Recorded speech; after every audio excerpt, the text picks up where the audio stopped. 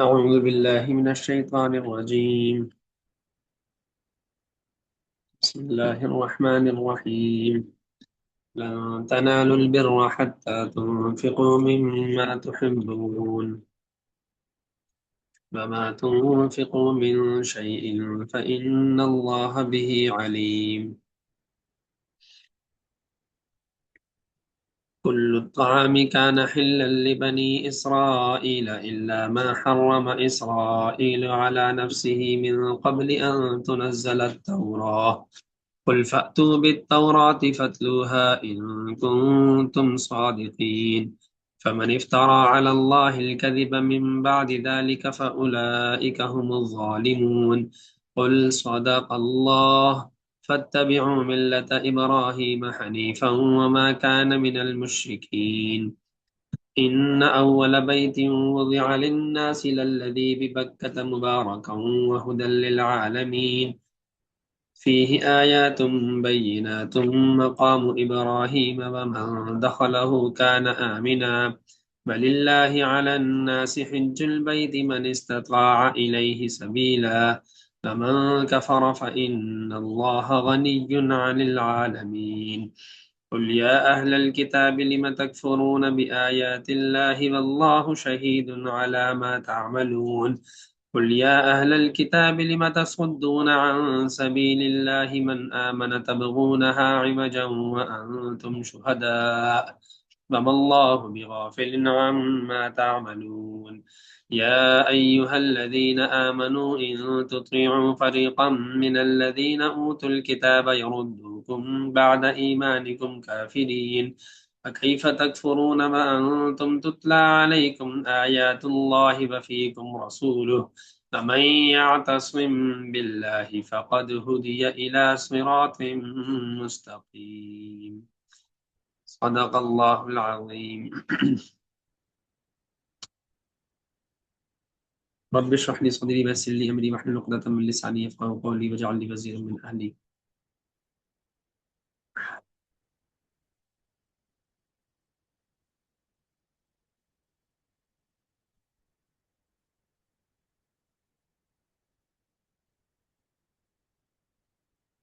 رب زدني علما وارزقني فهما.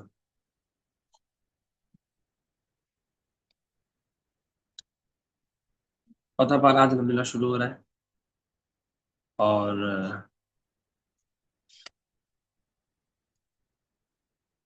یہاں ایک بات یہاں یہ کی جا رہی ہے کہ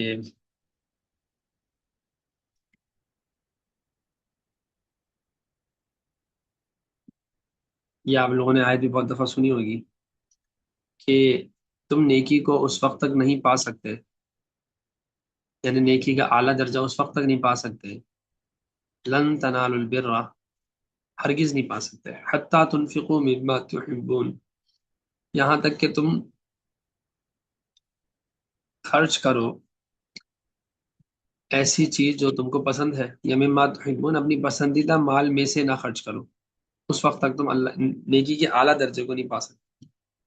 وما تنفقوا من شيء فإن الله به عليم، جو کچھ بھی تم خرچ کرتے ہو اللہ تعالیٰ کو اس کا پوری طرح علم ہے، یعنی اللہ کو پتہ ہے کہ کیسی چیز کہاں خرچ کی ہے، کس طرح خرچ کی ہے، کیوں خرچ کی ہے، نیت کیا تھی، اور کتنی پیاری چیز تھی وہ جو تم نے خرچ کی اللہ کے راستے میں، یہ بالکل ہی بیکار سی چیز خرچ کی ہے، ٹھیک ہے، تو یہ اللہ تعالیٰ کو پتہ ہے، ٹھیک ہے۔ پہلی آیت اس سے پہلے جو گزری ہے اس میں آپ نے شاید غور کیا ہوگا کہ بات یہ ہو رہی تھی کہ اگر وہ پوری دنیا کو پوری زمین کو سونے سے بھر دیں، جنہوں نے اللہ کو جھٹلا دیا ہے، پوری زمین کو وہ سونے سے بھر دیں تب بھی کیا ہوگا، اللہ تعالیٰ اس کو قبول نہیں فرمائیں گے، کیونکہ ان کی نیت ٹھیک نہیں، کیونکہ یا تو وقت گزر چکا ہے یا ایمان نہیں ہے، تو ایمان لانے کا ایک وقت ہے، وہ وقت اگر گزر چکا ہے تو اب فائدہ نہیں ہے، ٹھیک ہے۔ تو دو چیزیں ہمیں سمجھنی چاہیے، ایک تو یہ ہے کہ وقت صحیح ہو، وقت ہے تو خرچ کیا کرنے کا ہے امکان، اور ہم خرچ کر سکتے ہیں تو وہ قبول ہونے کا امکان ہے، بلکہ غالب گمان ہے، لیکن اگر وقت نہیں ہے تو پھر اب فائدہ نہیں ہے۔ دوسری چیز ہے ایمان، ٹھیک ہے، ایمان ہوگا تو فائدہ ہوگا، نہیں ہوگا تو فائدہ نہیں ہو، چاہے آپ پوری زمین سونے سے بھر کے خرچ کر دو، ٹھیک ہے، دو باتیں ہیں، ایک تو ہے کہ وقت ہو، دوسرا ہے کہ ایمان ہو، ٹھیک ہے۔ تو کیونکہ پہلے یہ بات ہوئی تھی کہ پوری زمین بھی اگر اس سے گزشتہ ہی آیا تھا، آیت نمبر 91، یہ بات، یہ والی 92 ہے، تو اس میں بات ہوئی تھی 91 میں کہ اگر پوری زمین بھی سونے سے بھرتی جائے گی، لیکن اب وقت گزر چکا ہے تو اب فائدہ نہیں ہے، یا پھر یہ کہ وہ ایمان نہیں ہے تو بھی فائدہ نہیں ہے۔ اب یہاں پہ اگلی آیت میں بتا رہے ہیں کہ ہرگز نیکی کو نہیں پہنچ سکتے جب تک کہ تم اپنی پسندیدہ چیز میں سے خرچ نہ کر دو، ٹھیک ہے۔ تو یعنی آیات کے درمیان میں جو میں نے شروع میں آپ لوگوں سے کئی مقامات پر بات کی ہے کہ ہر آیت کا اپنی، تمام آیت ایک دوسرے سے بھی جڑی ہوئی ہوتی ہے، یعنی کہ ہر آیت اپنے پہلے والی سے بھی جڑی ہوئی ہوتی ہے اور اپنے بعد والے سے بھی جڑی ہوئی ہوتی ہے۔ تو اللہ تعالیٰ فرما رہے ہیں کہ جو تم خرچ کرتے ہو اللہ تعالیٰ کو پتہ ہے اس کا۔ کل طعام کانا حل لبنی اسرائیل الا ما حرم اسرائیل علی نفسہ، بنی اسرائیل کے لیے اللہ تعالیٰ نے تمام کھانے حلال کیے تھے سوائے اس کے جو بنی اسرائیل نے تورات نازل ہونے سے پہلے اپنے اوپر خود حرام کر لیے تھے۔ تو آپ کہہ دیجئے لے آؤ تورات اور پڑھو، تو تم باتیں کر رہے ہو، پڑھو ان کو تم صادقین، اگر تم سچے ہو تو آؤ پڑھو، تورات لاؤ اور پڑھو ذرا میرے سامنے، کہاں کہاں لکھا ہے، اللہ نے کہاں کہا ہے یہ، ٹھیک ہے۔ آپ صلی اللہ علیہ وسلم سے وہ کہتے یہ تھے کہ تم اپنے دین کو ابراہیم پر کیسے بتلاتے ہو، جبکہ وہ چیزیں تم لوگ کھاتے ہو جو ابراہیم علیہ السلام نے حرام کی تھی، تم لوگ کیسے کھاتے ہو؟ تم لوگ اپنے آپ کو بولتے ہو کہ ہم تو ابراہیم علیہ السلام کے پیروکار ہیں، یہ بات مسلمانوں سے کی جاتی تھی۔ تو جیسے اونٹ کا گوشت ہے اور دودھ ہے، یہ تو ابراہیم علیہ السلام پر حرام، ابراہیم علیہ السلام نے حرام کر دی تھی، تو تم لوگ کیسے کھاتے ہو؟ تو اللہ تعالیٰ نے فرمایا کہ جتنی چیزیں اب لوگ کھاتے ہیں سب ابراہیم علیہ السلام کے وقت میں حلال تھیں جب تک تورات نازل ہوئی۔ ہاں بے شک تورات میں خاص بنی اسرائیل پر بعض چیزیں حرام کر دی گئی تھی ان کی بعض حرکتوں کی وجہ سے، ٹھیک ہے، لیکن تورات نازل ہونے سے پہلے تو سب ابراہیم کے مذہب پر حلال تھی۔ اگر تم سچے ہو تو لے آؤ کتاب کہ کب ابراہیم کے مذہب میں ہم نے حرام کیا، اگر تم سچے ہو تو آؤ لے آؤ، بتاؤ ذرا کہاں ہے، ٹھیک ہے۔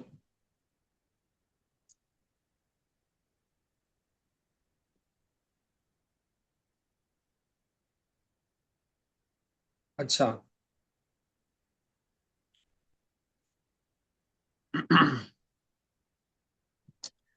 ایک اونٹ تورات سے پہلے حضرت اسرائیل علیہ السلام نے اس کے کھانے کی قسم کھائی تھی، ٹھیک ہے، ان کی پیروی میں ان کی اولاد نے بھی چھوڑ دیا تھا، حضرت یعقوب علیہ السلام نے کھائی تھی، اس کے کھانے سے قسم کھائی تھی، وہ ایک الگ چیز ہے۔ تو ان کی پیروی میں بنی اسرائیل نے، ان کی اولاد نے بھی کیا کیا تھا، چھوڑ دیا تھا، اور اس کی وجہ یہ تھی کہ ان کو عرق النساء کا درد تھا حضرت یعقوب علیہ السلام کو۔ تو اس وقت انہوں نے منت مانی، نظر مانی کہ اگر مجھے صحت مل جائے گی تو جو چیز مجھے بہت پسند ہے، یعنی اونٹ کا گوشت بہت پسند ہے، تو میں اونٹ کا گوشت کھانا چھوڑ دوں گا، اونٹ کا گوشت ہے اور دودھ ہے یہ مجھے بہت پسند ہے، تو یہ میں چھوڑ دوں گا۔ جب نظر پوری ہو گئی تو پھر انہوں نے کیا کیا، چھوڑ دیا۔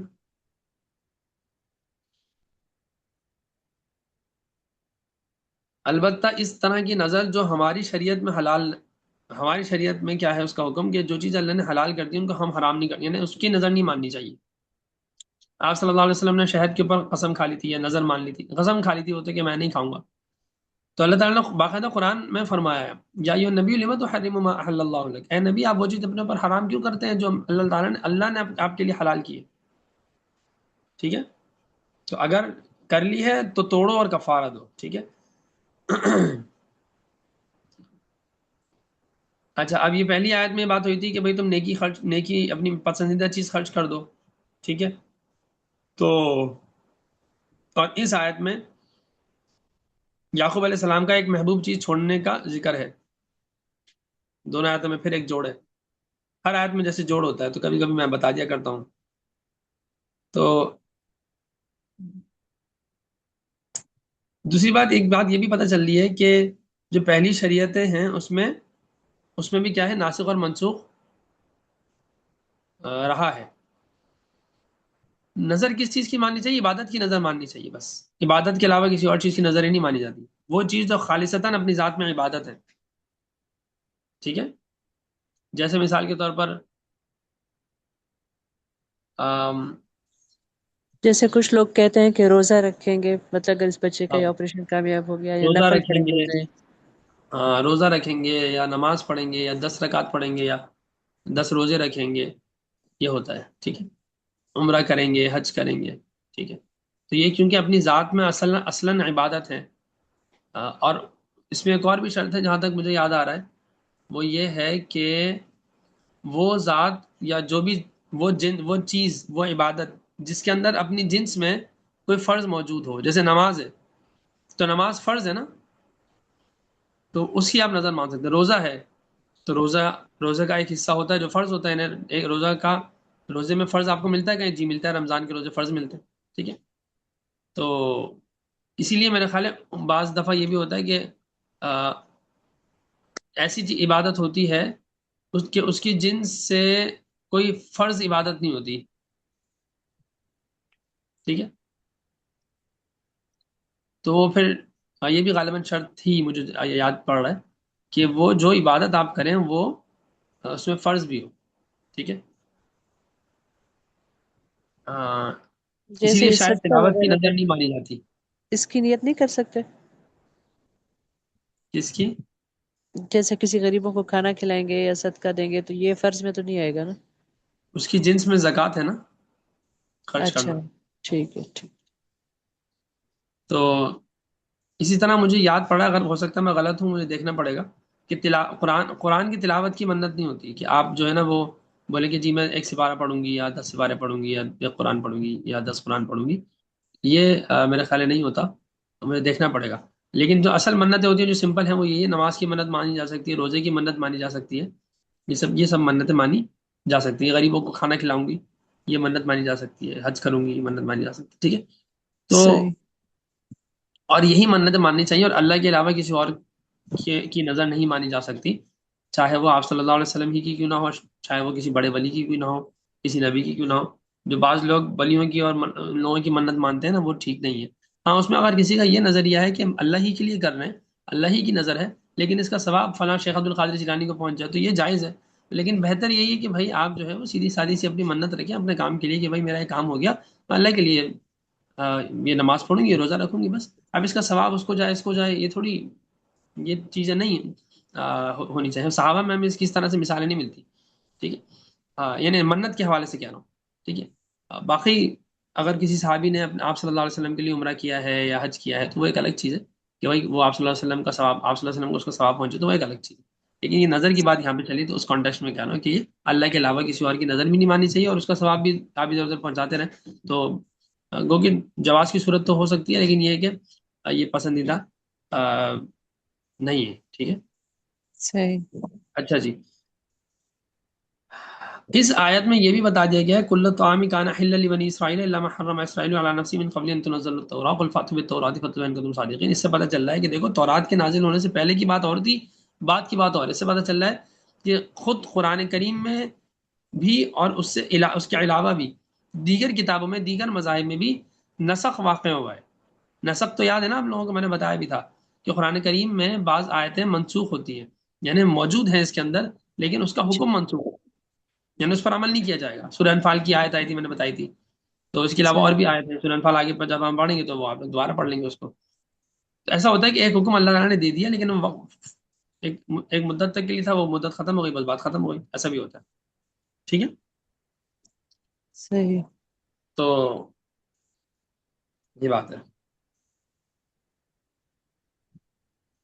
اچھا جی.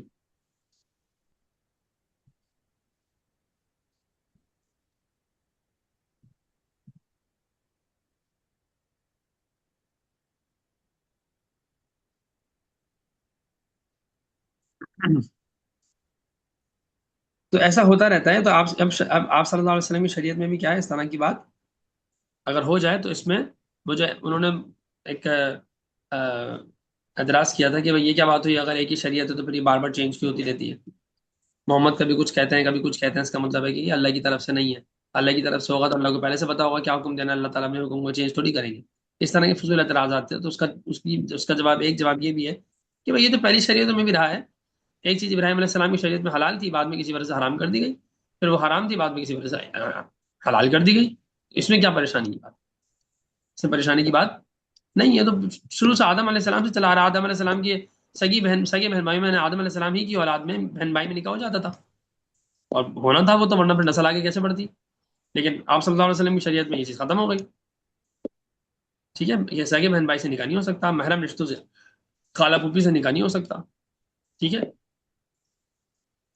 ٹھیک ہے، ماں بیٹے میں نہیں ہو سکتا، دادا دادی میں یعنی کہ دادا دادی سے نہیں ہو سکتا، ٹھیک ہے، تو نانا نانی سے نہیں ہو سکتا، تو ان چیزوں میں نکاح نہیں ہو سکتا۔ تو اب آپ بولیں گے جی یہ تو چینج ہو رہا ہے، یہ ہو رہا ہے، وہ ہو رہا ہے، بھائی یہ تو شریعت کا پورا سسٹم چلا آ رہا ہے نا، اللہ نے ایک سسٹم بنایا ہے، تو یہ چیزیں اس میں خلاف عقل بات بھی نہیں ہے، خلاف تاریخ بات بھی نہیں ہے، تاریخ میں حصہ چلا، تاریخ کا حصہ یہ تو تاریخ میں تو چلا آ رہا ہے اس طرح، ٹھیک ہے، صحیح. اچھا جی،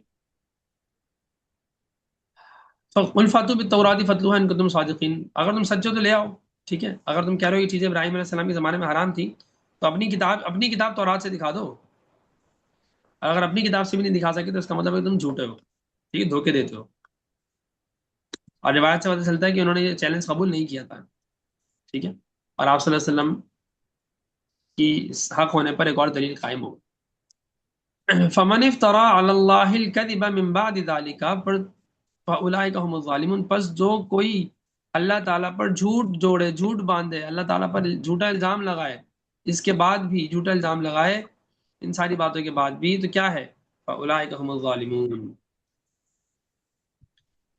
یعنی اس کے بعد بھی وہی مرغے کی ٹانگ گاتے رہو کہ نہیں جی ایسا ہی ہے، ایسا ہی ہے، حضرت ابراہیم علیہ السلام کی حرام تھی، حرام تھی، ابراہیم علیہ السلام کے زمانے میں حرام تھی، تو ابراہیم علیہ السلام کے زمانے میں حرام اگر تھیں تو آپ کو دلیل تو پیش کرنی رہے، تو اس طرح سے فضول میں باتیں کرتے رہنے سے، گاتے رہنے سے تو اس کا کوئی فائدہ نہیں ہے، ٹھیک ہے، دین ابراہیمی کے پیروکار ہم ہی ہیں الحمدللہ، اور ہم صحیح بات کر رہے ہیں، ہم سے کوئی بات کرو، ہم سے دلیل مانگو، ہم دلیل دیں گے، اگر ہم نہیں دیں تو پھر تم بولو، تو تم لوگ جو ہے وہ بس باتیں کرتے رہتے ہو، دلیل دیتے نہیں ہو، اور صرف نام لیتے رہتے ہو ابراہیم علیہ السلام کا، تو یہ بات ٹھیک نہیں۔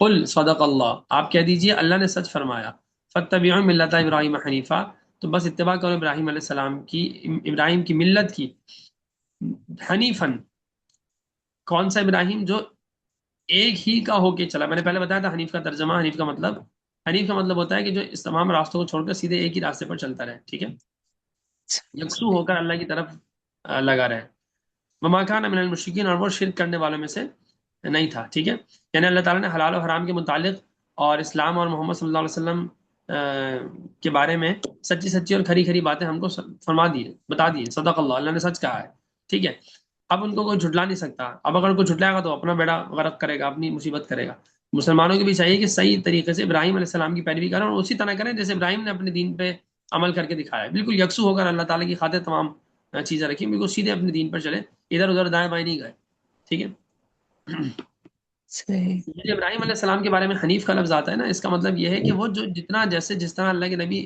جس طرح اللہ تعالیٰ فرماتے تھے نا، اس کو مکمل طریقے سے عمل کر لیتے تھے، اس میں کمی بیشی اپنی طرف سے نہیں کرتے تھے، اسی لیے فرمایا تھا کہ دین حنیف، ٹھیک ہے، اس لیے اسلام کو بھی دین حنیف کہا جاتا ہے کہ بھائی یہ کیا ہے، دین حنیف ہے، ٹھیک ہے، تو صحیح. مسلمانوں کو بھی چاہیے کہ تم بھی جو ہے مطلب ان کو بھی کہا جا رہا ہے کہ اب تم بھی مسلمانوں کی طرح اصلی دین ابراہیمی کی پیروی کر لو، اور اسی کے اصول کا اتباع کرنے لگو، جن میں سب سے بڑی چیز توحید خالص تھی، تو ایک تو توحید پر آؤ گے، دوسری بڑی چیز تھی کہ آپ صلی اللہ علیہ وسلم پر ایمان لانا، تو اس پر بھی ایمان لاؤ گے، تیسری ہے کہ جب اللہ کے نبی پر ایمان لاؤ گے تو قرآن کو بھی ماننا ہوگا، کیونکہ اللہ کے نبی نے فرمایا قرآن کو مانو، تو پھر کیا ہوگا، قرآن پر بھی ایمان ہوگا، اور پھر اس کے بعد اتباع رسول بھی ہوگا، تو ساری چیز ہو جائیں گی تو تم مسلمان بن جاؤ گے، تو اسی لیے اگر تمہیں ابراہیم علیہ السلام سے اتنا پیار ہے، اور پیار ہے، عقیدت ہے، مقام ہے، مرتبہ ہے، عظمت ہے تمہارے دل میں ان کی، تبھی تو تم اپنے آپ کو ان سے منسلک کر رہے ہو نا، تو جب کر رہے ہو تو پھر صحیح معنوں میں کر لو، کیا مشکل ہے، ہم تمہیں کوئی نئی بات تو بتا نہیں رہے، کوئی نیا دین تو لے کے آ نہیں رہے، تو یہ تو بڑا مطلب کتنی اچھی بات ہے، اتنے آسانی سے اللہ میں اتنے پیار سے سمجھا رہے کہ بھائی دیکھو تمہیں کوئی نئی بات ہم کہہ نہیں رہے، تمہیں تمہارے دین سے ہٹا نہیں رہے، تمہارا اگر دین، تم اگر اپنے ہی دین کے سچے پیروکار ہو تو تمہیں اسلام لانا پڑے گا، یعنی صحیح. اسلام میں اور تمہارے دین میں کوئی خاص فرق نہیں، صرف یہ ہے کہ وہ بنی اسرائیل سے ہٹ کر اگر ہم نے نبوت کا منصب بنی اسماعیل میں ڈال دیا تو وہ تو میرا معاملہ ہے نا، میری مرضی، میں جو چاہے کروں، اور دوسرا کہ تم نے اپنے کرتوت دیکھے، تم نے کیا حرکتیں کی، اس وجہ سے ہم نے تمہیں نہیں سمجھا اس لائق کو، ہم نے تم ہٹا دیا، اس میں اتنی پریشان ہونے والی کیا بات ہے، اسی لیے کیونکہ اتنی آسان بات ہے کہ بھائی دین ابراہیمی کی والا دین ہے، دین ابراہیم سے فرق نہیں ہے، اس دین کے اندر فروعی احکام کے تو فرق ہوتے ہیں، لیکن اصولی احکام میں یا اصولی عقائد میں، اصول میں فرق نہیں ہوتا شریعت صحیح. میں یہ ہے، اللہ کا سسٹم ایک سمپل سے چلا آ رہا ہے، تو توحید، رسالت، آخرت اور نازل شدہ کتاب یا صحیفے پر ایمان لانا، یہ سب چیزیں تو مسلم ہے، تمام انبیاء کے ساتھ رہی ہیں، تمام رسولوں کے ساتھ رہی ہیں خاص طور پہ، اور پھر انبیاء کے ساتھ اگر انبیاء کے ساتھ دیگر چیزیں رہتی ہیں، کتاب تو نازل، نئی شریعت تو نہیں آتی، لیکن بقیہ چیزیں پھر وہی رہتی ہیں. تو جب یہ چیزیں چلی آ رہی ہیں تو تمہیں کوئی خاص پریشانی کی بات ہونی نہیں چاہیے، خاص کیا تمہیں پریشانی کی بات ہی نہیں ہونی چاہیے. تمہارے لیے تو سب سے زیادہ آسان ہے. جو مشرک ہیں یا جو کسی کتاب کو نہیں مانتے، ان کے لیے تو سمجھ میں آتا ہے کہ وہ جھٹلا رہے ہیں، تو سمجھ میں تو نہیں آتا، یعنی وہ بھی ناسمجھی والی حرکت ہے ان کی.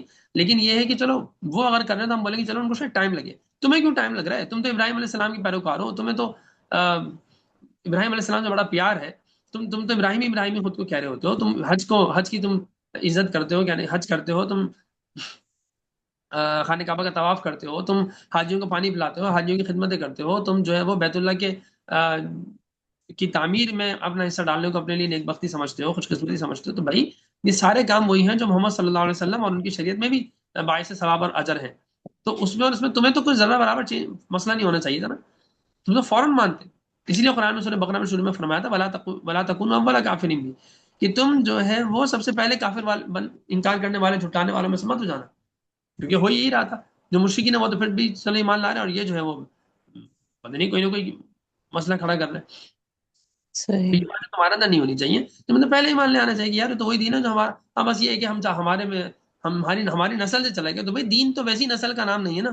اس کا مطلب یہ ہے کہ اگر تم یہ سمجھ رہے ہو کہ دین نسل کا نام ہے، یا دین میں جو ہے نسل پرستی ہے، تو اس کا مطلب ہے کہ تم تو دین ابراہیمی کو بھی نہیں سمجھے ہو، اور تم دین ابراہیم میں بھی نہیں ہو.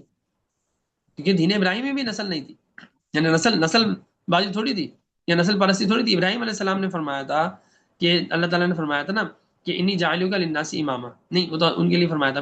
یہاں ابراہیم علیہ السلام کے لیے بھی فرمایا تھا کہ قال انی جاعلوک للناس اماما، کہ وَإِذِ ابْتَلَىٰ إِبْرَاهِيمَ رَبُّهُ بِكَلِمَاتٍ فَأَتَمَّهُنَّ، کہ ہم نے ابراہیم کو آزمایا، وہ کامیاب ہو گئے. تو میں نے ان سے کہا کہ انی جاعلوک للناس اماما، میں تمہیں امام بناؤں گا. تو انہوں نے کہا قال ومن ذریتی، تو میرے بچوں کو بھی امام بنائیں گے.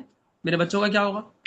فکر ہوتی ہے نا آپ کو کہ بھائی چلا مجھے تو امام بنا رہے ہیں، میرے بچوں کا کیا ہوگا، میری ذریت کا کیا ہوگا؟ تو اللہ تعالیٰ نے یہ تو نہیں کہا ہاں کیونکہ تمہاری ذریت ہے وہ سب کے سب وہ بھی ان کے لیے بھی یہی بات ہے. نہیں، اللہ نے اسی وقت فرما دیا، واضح کر دیا کہ دیکھو بھائی لا ینال عہد الظالمین، جو ظلم کرنے والے ہیں نا ان سے میرا وعدہ نہیں ہے.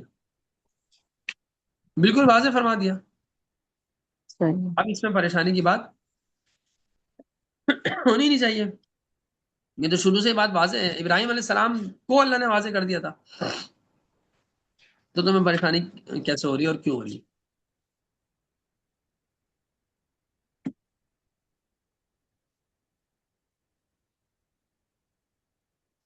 ٹھیک ہے. تو بات یہ ہے کہ ابراہیم علیہ السلام ہی سے یہ بات واضح ہے، ان سے ہی فرما دیا گیا تھا کہ دیکھو دین میں نسل پرستی نہیں ہے. تو اگر تمہیں نسل پرستی کا مسئلہ ہے تو اس کا مطلب یہ ہے کہ تم خود دین ابراہیمی پر بھی نہیں ہو. چھوڑ دو دین محمدی کی بات ہے، تو تم پتہ نہیں کب کیا مانو گے، کیسے مانو گے. تم تو دین ابراہیمی پر ہی نہیں ہو، اور تمہارے ذہن میں یہ کانسیپٹ ہے کہ جی ہم تو مطلب نسل پرستی کا کانسیپٹ تمہارے اندر ہے، تو تم دین ابراہیمی کو بھی نہیں سمجھو. ابراہیم علیہ السلام کو جو ہم نے بات کی تھی تم وہ بھی نہیں سمجھو. ٹھیک ہے. صحیح.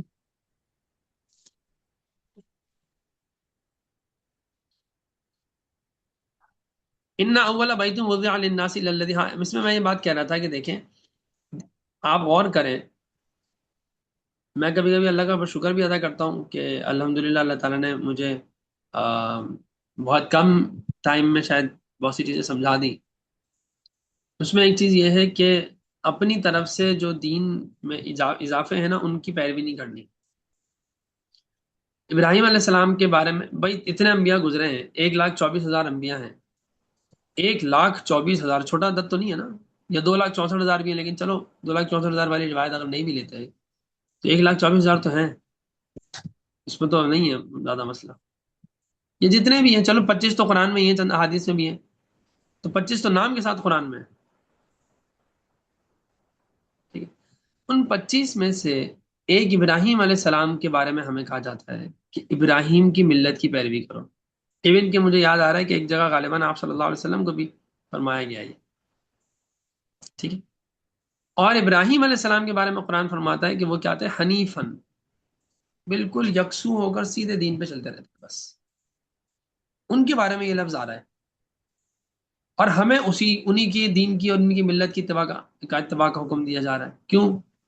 یعنی اس سے ہمیں کیا کرنا ہے، ہمیں کیا سبق ملتا ہے، ہمارے لیے کیا ہے، ہمارے لیے ہدایت کیا ہے؟ ہمارے لیے ہدایت یہ ہے کہ بھائی سیدھا سیدھا دین پر عمل کر لو بس، زیادہ مشکلات اور مسائل اور زیادہ چیزوں میں الجھنے کی ضرورت نہیں، صحیح نہ اپنی طرف سے دین میں اضافے کرو، نہ اپنی طرف سے دین میں کمی کرو، ٹھیک ہے؟ صحیح سیدھا سیدھا قرآن ہے، جیسا لکھا ہے عمل کر لو، سیدھا سیدھا حدیث ہے، سیرت ہے، جیسے سیرت پوری تمہارے سامنے ہے کھول کے. اب آپ صلی اللہ علیہ وسلم یوں مڑتے تھے یا یوں مڑتے تھے، آپ صلی اللہ علیہ وسلم جب غصے میں ہوتے تھے تو ان کی رگ پھڑکتی تھی، یہ سامنے ماتھے پہ اس طرح سے ایک رگ تھی وہ پھڑکتی تھی، یعنی کہ تھوڑی کھلتی تھی. آپ صلی اللہ علیہ وسلم کا چہرہ سرخ ہو جاتا. اس سے کیا فرق اس سے میری پریکٹیکل لائف میں کیا فرق پڑ رہا ہے؟ ہاں ٹھیک ہے یہ ہوتا تھا، تو کیا میں بھی یہاں پہ اپنی رگ بنواؤں، کچھ آپریشن کرواؤں، کیا کروں؟ نہیں، اس کا میرے دین کے اوپر براہ راست عمل کرنے سے تعلق نہیں ہے، لیکن دل کے اندر اللہ کے نبی کی محبت اتنی بڑھے کہ مجھے ایک ایک چیز کا پتہ ہو. اس لیے اللہ نے ان چیزوں کو بھی آپ صلی اللہ علیہ وسلم کی محفوظ فرما دیا جن چیزوں کا عمل سے تعلق ہی نہیں ہے، یعنی براہ راست وہ عمل کی چیزیں نہیں ہیں. تو جب ایسی چیز، اچھا عمل کے لیے سب سے زیادہ جو یعنی کہ ایک تھوڑی سی بری سی چیز سمجھی جاتی ہے وہ کیا ہے؟ بیت الخلاء جانا. تو بیت الخلاء جانے کا طریقہ سکھا رہے ہیں اللہ کے نبی، بھائی ایسے جاتے ہیں، جانا ایسے ہے، کرنا ایسے ہے، آپ کو استنجا وغیرہ، اور آپ کو آنا باہر ایسے ہے. اتنی ڈیٹیل میں بتا رہے ہیں، اتنی زیادہ ڈیٹیل میں. جو نبی آپ کو بیت الخلاء کی چیزیں بتا رہا ہے، جو نبی آپ کو بہت زیادہ پرسنل چیزوں کے حوالے سے آپ کی جو چیزیں ہوتی ہیں کہ بھائی کیا کہتے ہیں غسل کا فرض ہوتا ہے یا اور جو پرسنل چیزیں وہ بتا رہے ہیں، میاں بیوی کے تعلقات کے حوالے سے بتا رہے ہیں، بیٹیوں کے حقوق کے حوالے سے بتا رہے ہیں، پتہ نہیں کتنی چیزیں بتا رہے ہیں، ماں باپ کے حقوق بھی بتا رہے ہیں، اولاد کے حقوق بتا رہے ہیں، ایک ایک چیز بتا رہے ہیں، چھوٹی چھوٹی چھوٹی چھوٹی چیز بتا رہے ہیں. تو کیا وہ نبی آپ کو اللہ تعالیٰ تک پہنچنے کا راستہ نہیں بتا کے گئے ہوں گے جو اصل مقصد ہے؟ یقیناً بتا کے گئے ہوں گے.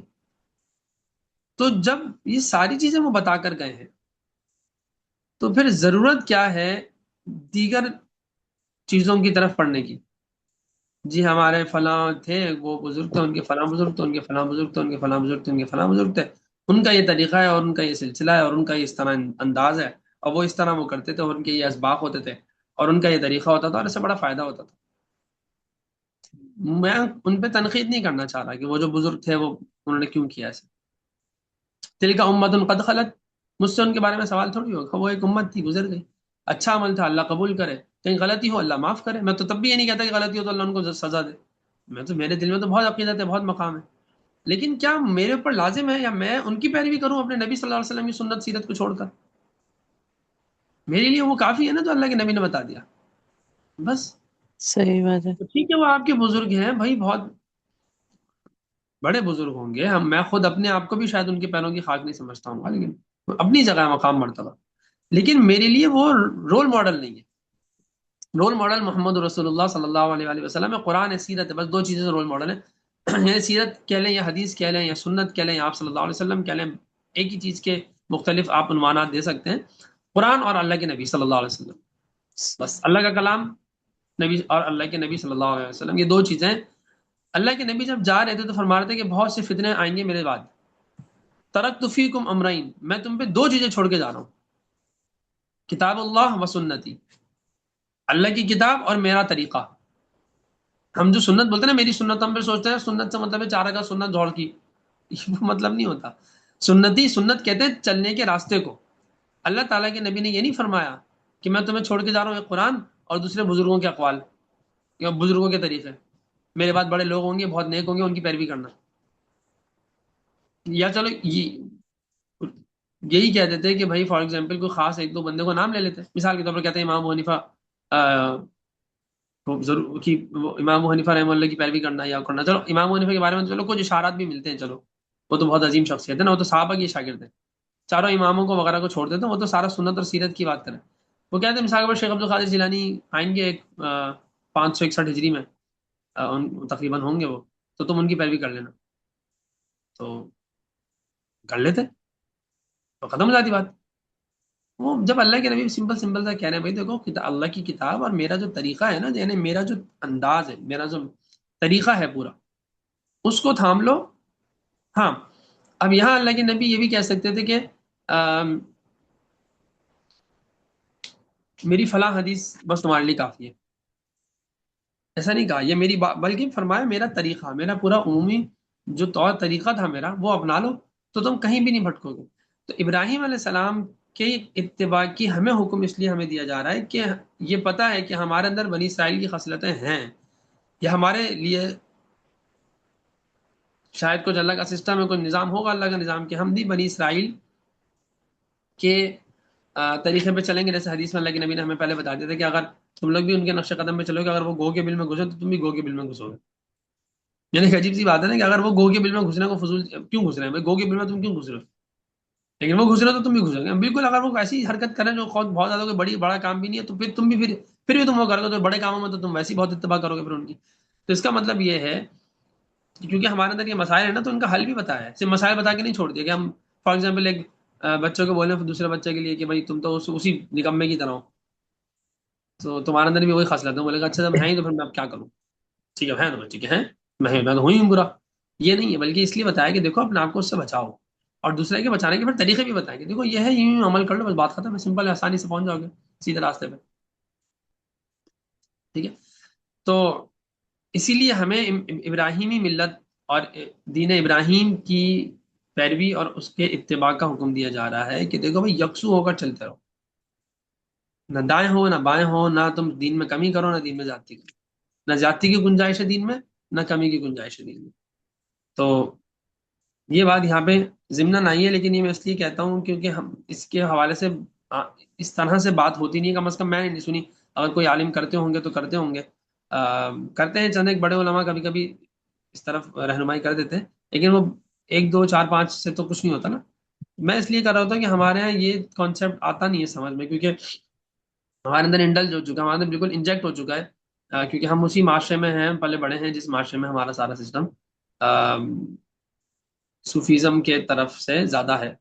تو خود کیونکہ پہلے مجھے بھی اس کی بہت زیادہ سمجھ نہیں تھی، یعنی میں نے اس پہ کبھی غور نہیں کیا تھا، وہ تو الگ بات ہے اللہ نے بہت سی چیزوں سے بچا کے رکھا، لیکن جب غور کیا تو مجھے سمجھ آیا کہ یار اس میں تو ہمیں پڑھنا ہی نہیں چاہیے، سیدھا سیدھا قرآن اور حدیث پہ عمل کر لو، کافی نہیں ہے کہ ہاں اگر کوئی بولے کہ یار یہ کافی نہیں لگتا مجھے تو اس کو تو پھر وہ چلو کر لے دوسروں پہ عمل، وہ تو لیکن بات کی بات ہے، لیکن پہلے یہ دیکھا جائے گا کہ اگر کوئی مسلمان یہ کہہ رہا ہے کہ آپ صلی اللہ علیہ وسلم کی سیرت یا قرآن مجھے کافی نہیں ہو رہا، تو اس کا مطلب ہے اس کا ایمان کا مسئلہ ہے، وہ دوسرے کسی بزرگ کی پیروی کر رہا ہے، وہ تو چھوٹا سا مسئلہ ہو جائے گا، پھر وہ تو اتنا بڑا مسئلہ ہی نہیں رہے گا، کیونکہ اس کا تو اصل مسئلہ ایمان کا مسئلہ بن رہا ہے، صحیح ہے۔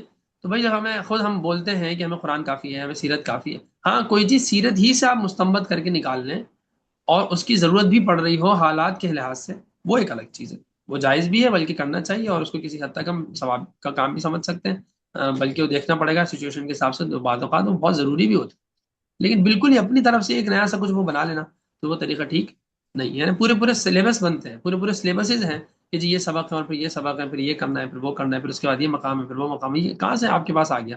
جی وہ شیخ بہاؤدین زکریا نقشبندی رحمہ اللہ سے آیا ہے، تو یار یہ تو یہ اچھی بات نہیں ہے، مجھے اس سے تھوڑا سا وہ ہوتا ہے۔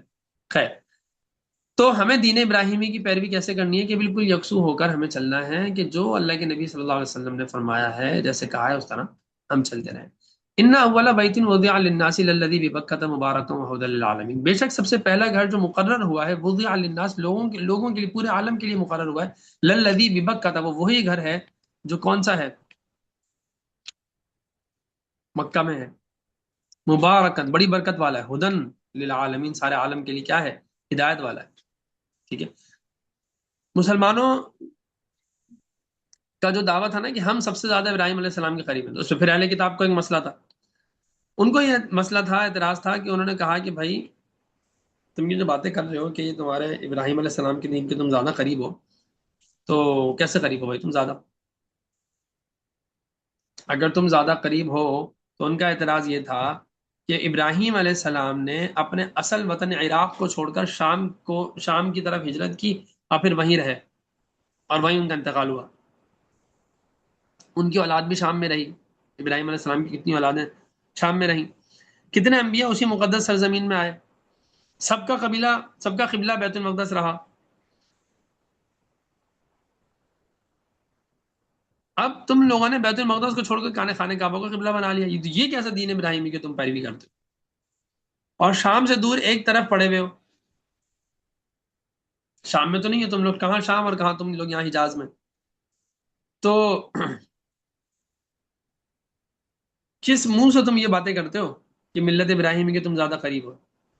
تو اس آیت میں یہ بتایا جا رہا ہے کہ بھائی سب سے پہلا گھر جو بنایا گیا ہے وہ خانہ کعبہ ہے، وہ بیت المقدس نہیں ہے. بیت المقدس وغیرہ مقامات مقدسہ تو بعد میں تعمیر ہوئے ہیں. دنیا میں سب سے پہلا متبرک گھر جو اللہ کی توجہ کے لیے مقرر کیا گیا تھا، اللہ تعالیٰ کے قرب کے لیے مقرر کیا گیا تھا، بطور عبادت گاہ کے لیے مقرر کیا گیا تھا، بطور نشانی اور علامت کے لیے مقرر کیا گیا تھا، وہ تو یہی خانہ کعبہ ہے جو مکہ میں ہے. اور یہ سارے جہانوں کے لیے کیا ہے؟ سارے جہان والوں کے لیے ہدایت بھی ہے، برکت والا بھی ہے. فی آیات بینات مقام ابراہیم، اس میں تو نشانیاں ہیں، کھلی ہوئی نشانیاں ہیں، جیسے کہ مقام ابراہیم، یہ بھی تو یہیں پر ہے. مقام ابراہیم ہی دیکھو یہ نا سامنے. کہاں بیت المقدس زارو سامنے کے مقام ابراہیم ہی میں نظر نہیں آ رہا. ومن دخلہ کان آمنا، جو اس میں داخل ہو گیا اس کو امن بھی مل گیا. ٹھیک ہے. صحیح. اب چاہے مشرق میں ہو یا مغرب میں ہو، حکم کیا ہے کہ بیت اللہ کی طرف ہی منہ کر کے آپ نے عبادت کرنی ہے، یعنی نماز پڑھنی ہے. اور بہتر ہے کہ تلاوت بھی بیت اللہ کی طرف منہ کر کے کی جائے. ٹھیک ہے. طواف اور بیت اللہ اسی کا کیا طرح جاتا ہے. اچھا جی. سجو دعا کے بارے میں کیا حکم ہے کہ دعا بھی جس طرح انسان مانگ رہا ہو تو وہ بھی قبلہ کی طرف دعا ہو کر جدھر بھی آپ کا رخ ہو اس طرف رخ کر کے مانگ لیں، بیت اللہ کی طرف کر لیں تو بھی ٹھیک ہے، اچھا ہے. دعا کے لیے تو ہاتھ اٹھانا بھی ضروری نہیں ہے. ہاتھ اٹھا لیں بہت اچھا، نہیں اٹھائیں تو بھی دعا قبول ہو. دعا کی قبولیت کا مدار ہاتھ اٹھانے نہ اٹھانے پہ نہیں. صحیح. ٹھیک ہے. صحیح صحیح.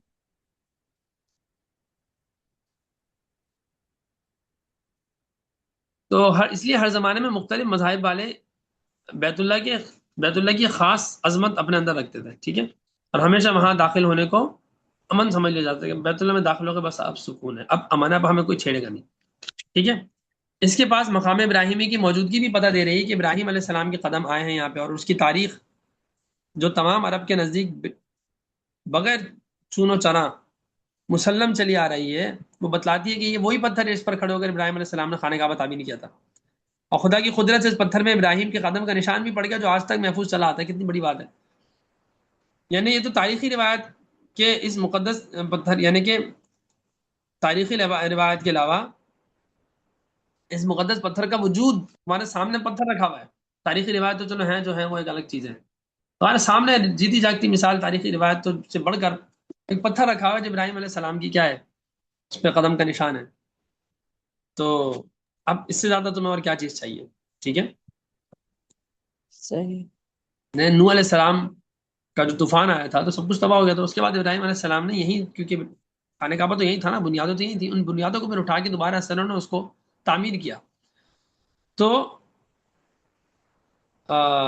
یہ جو پتھر ہے یہ ابراہیم علیہ، یہ جو جگہ ہے یہ ابراہیم علیہ السلام یہاں کھڑے ہوتے تھے، اور یہ ایز اے لفٹ کام کرتی تھی. یعنی یہ پتھر، یہ جو اتنا بڑا حصہ ہے نا، وہ زمین کا ٹکڑا، اس پہ ابراہیم علیہ السلام کھڑے ہوتے تھے، اور وہ خود ابراہیم علیہ السلام کو اوپر اٹھاتا رہتا تھا. یعنی اینٹیں لگاتے رہتے تھے، وہ اتنا اوپر ہے کہ ابراہیم علیہ السلام خود تو کیسے چڑھیں گے، سیڑھیاں لگانی پڑتی. لیکن سیڑھیاں لگانے سے بچا لیا اللہ نے. اور اس پتھر کا کوئی یہ حکم تھا، یہ پتھر کیا کرتا تھا کہ جہاں ابراہیم علیہ السلام جانا چاہتے تھے، جتنا اوپر اٹھنا چاہتے تھے، وہ اس حساب سے اوپر نیچے ہو جاتا تھا. ٹھیک ہے. صحیح. یہ بات بھی روایت میں آتی ہے. تو تم کہاں کی باتیں لے کے آ رہے ہو کہ جو وہ شام میں تھے اور یہ تھے اور وہ تھے اور وطن چھوڑا تھا، یہ تھا وہ تھا. بھائی یہ دیکھو یہ کیا ہے مقام ابراہیم، یہ کیا ہے. اور سب سے پہلا گھر کون سا، وہ یہی ہے. آدم نے اس کو بنایا، تمام انبیاء یہیں آئے ہیں، حج سب نے، جو بھی انبیاء، جو بھی نبی حج کرے گا وہ یہیں کرے گا. ٹھیک ہے. اور ابراہیم علیہ السلام نے تعمیر اس کی ہے. تو ابراہیم علیہ السلام نے تو فلسطین کو کیا، بیت المقدس، ٹھیک ہے، بیت المقدس کی بھی ہم کو یہ تھوڑی کہتے ہیں بیت المقدس کی ہم عزت نہیں کرتے، بیت المقدس کی بھی ہم عزت کرتے ہیں. بیت المقدس کہیں، بیت المقدس کہیں، مقدس کہیں، جو بھی کہیں، تو بیت المقدس کی بھی ہم عظمت کے نہ صرف قائل ہیں بلکہ اس کو اپنے ایک ایمانی حصہ ایمان کا حصہ سمجھتے ہیں، ایک ایمانی چیز، روحانی چیز سمجھتے ہیں. اس کے کوئی ہم وہ تھوڑی کر رہے ہیں.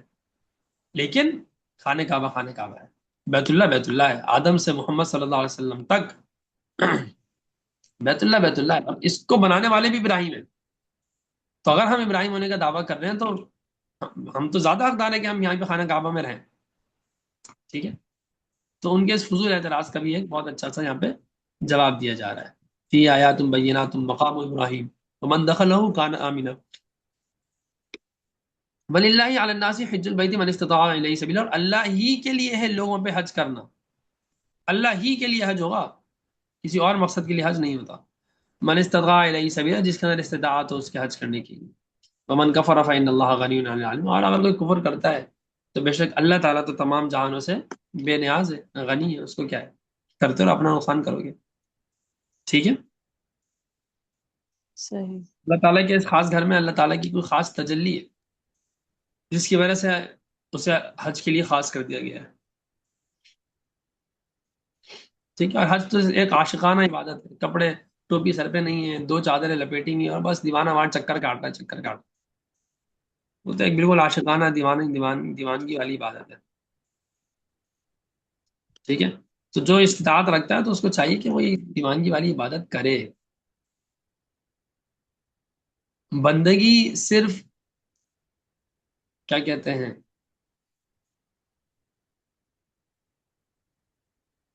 آ، دو اور دو چار کی طرح حلال حرام کے احکام کو صرف جان لینے کا نام بندگی نہیں ہے، بندگی کے کچھ تقاضوں میں سے ہے کہ حلال حرام ہو، اور اس کے بغیر حدود اور باؤنڈریز نہیں رہیں گی تو شریعت کا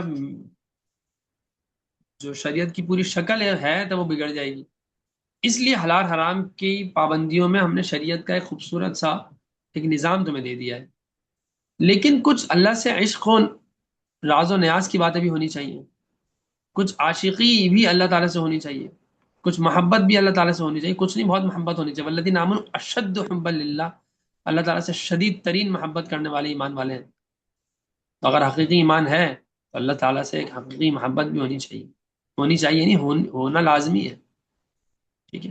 تو اللہ تعالیٰ سے محبت ہو، اس محبت کا تقاضا یہ ہے کہ جب جو جیسا اللہ کہہ رہا ہے تب وہ ویسا کر دیا جائے، اب مثال کے طور پر حج کی عبادت سے ہمیں ایک سبق ملتا ہے، کیا سبق ملتا ہے؟ حج کی عبادت سے سبق یہ ملتا ہے کہ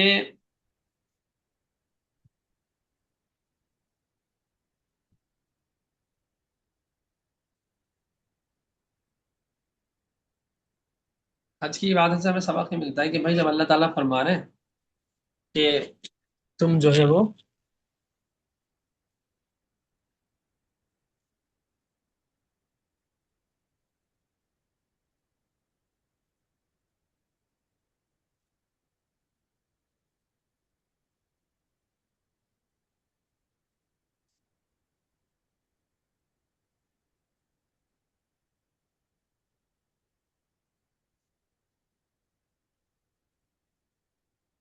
کیا کرو کہ اپنا جو تم سے کہا جا رہا ہے اس پر عمل کر لو، صحیح ہے نا؟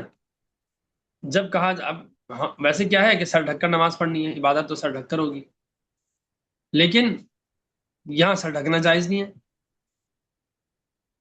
اچھا ویسے کیا ہوگی جی خوشبو لگاؤ، پسندیدہ ہے، لیکن یہاں خوشبو لگانا جائز نہیں ہے، اچھا جی چلو نماز کے اپنے اوقات ہیں، اس کو لیٹ نہیں کرنا، پسندیدہ نہیں ہے، بہت زیادہ بلا وجہ لیٹ کرنا، دیر سے پڑھنا، اور یہاں پہ کیا ہو رہا ہے کہ پورا وقت گزر جانے کے بعد جو ہے پھر نماز پڑھی جا رہی ہوتی ہے، مزدلفہ کا جو مقام ہے، تو حج کا جو پورا سسٹم ہے، پورا سیٹ اپ ہے، وہ یہ بتاتا ہے کہ اصل چیز ہمارا حکم ماننا ہے، نہ نماز میں کچھ رکھا ہے، نہ روزے میں کچھ رکھا ہے، نہ زکوٰۃ میں کچھ رکھا ہے، نہ حج میں کچھ رکھا ہے، نہ جہاد میں کچھ، جو کچھ تاثیر ہے وہ ہمارا حکم ماننے میں ہے، جب کہہ رہے ہیں نماز پڑھو تو پڑھو، جب کہہ رہے ہیں کہ ابھی نہیں پڑھو وہاں جا کے پڑھنا، تو مطلب ہے کیا بھائی؟ جب وہاں جا کے عرفات میں ہم جاتے ہیں، عرفات میں جا کے ہم وقت گزارتے ہیں تو اس کا ضرورت کیا ہے؟ وہاں سے اٹھ رہے ہیں عرفات آ رہے ہیں، جانا پھر دوبارہ وہی ہے، تو پھر کیوں آ رہے ہیں؟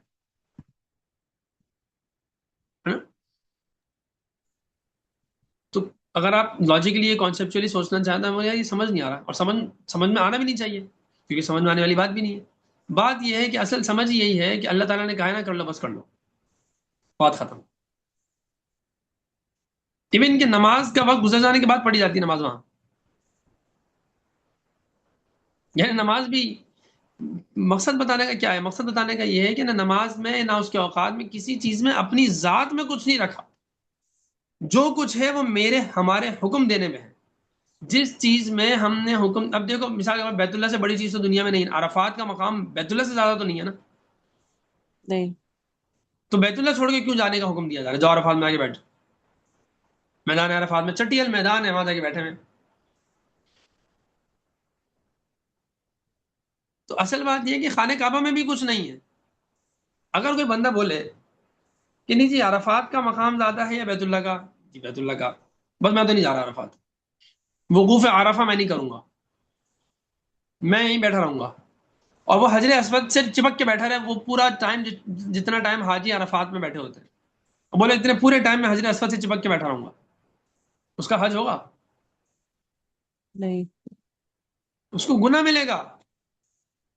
اب گناہ کیوں مل رہا ہے؟ وہ تو اتنی بڑی کام، وہ تو عرفات کو چھوڑ کر بیت اللہ سے چمٹا ہوا ہے، اس میں بھی حجر اسود سے چمٹا ہوا ہے یا ملتزم سے چمٹا ہوا ہے، تو وہ تو زیادہ قریب ہے نا، وہ زیادہ بڑی چیز کے پاس ہے بیت اللہ دوسرے عرفات میں، وہ چمٹا ہوا ہے اس کے اندر، اور نماز یا تو چمٹا ہوا ہے یا پھر نفل کی نیت باندھ لیتا ہے، جب وہ حتیم کے اندر ہی بیٹھ جاتا ہے، چلو وہ تو خانہ کعبہ کے اندر بیٹھ گیا، پھر تو حتیم کا مطلب خانہ کعبہ کے اندر ہے، تو اس سے بڑی چیز تو دنیا میں ہے ہی نہیں، اس سے مطلب بڑا کوئی جگہ عظمت کے لحاظ سے ہے ہی نہیں، ٹھیک ہے، تو وہ وہاں بیٹھ گیا ہے۔ وہ ایک الگ بات ہے کہ آپ صلی اللہ علیہ وسلم کے جسم مبارک سے جو مٹی ٹچ ہو رہی ہے اس کے بارے میں ایک موقف یہ بھی ہے کہ وہ تو سب سے زیادہ افضل ہے، عرش و کرسی سے بھی بڑا ہے، کیونکہ وہ اللہ کے نبی کے جسم سے ٹچ ہو رہی ہے، بالکل ٹھیک ہے، وہ ایک الگ بات ہے، لیکن اللہ کی عظمت کے لحاظ سے جو اپنی، جس کو اللہ تعالیٰ نے بنایا ہے اس لحاظ سے کہ وہ اللہ کی عظمت کی کوئی وہ اس کے اندر کچھ تجلی ہے، تو خانہ کعبہ ہے نا، اس سے بڑی تو چیز نہیں ہے نا، تو وہ تو حتیم کے اندر بیٹھا ہوا ہے، عرفات سے کئی گنا زیادہ مقام ہے حتیم کا، یعنی بحیثیت مقام کے لحاظ سے دیکھا جائے تو حتیم کا مقام عرفات سے بہت بڑا ہے، وہ حتیم میں بیٹھا ہوا ہے، تو اس کا حج تو زیادہ قبول ہونا چاہیے، اس کو زیادہ ثواب ملنا چاہیے کہ وہ حتیم میں نمازیں پڑھ رہا ہے۔ بیت اللہ میں نماز کا ثواب ویسے بھی کئی گنا زیادہ ہے، 1,00,000 گنا بھی بعض روایت میں آتا ہے، تو وہاں جو نماز پڑھی جا رہی ہے اس کا تو 1,00,000 گنا ثواب نہیں ہے، تو اس کو تو اگر آپ وہاں 2 نفل پڑھ رہے ہیں تو یہاں تو وہ 2,00,000 پڑھ رہا ہے، تو پھر بھی اس کا ثواب زیادہ ہے، لیکن یہ ساری کیلکولیشن اب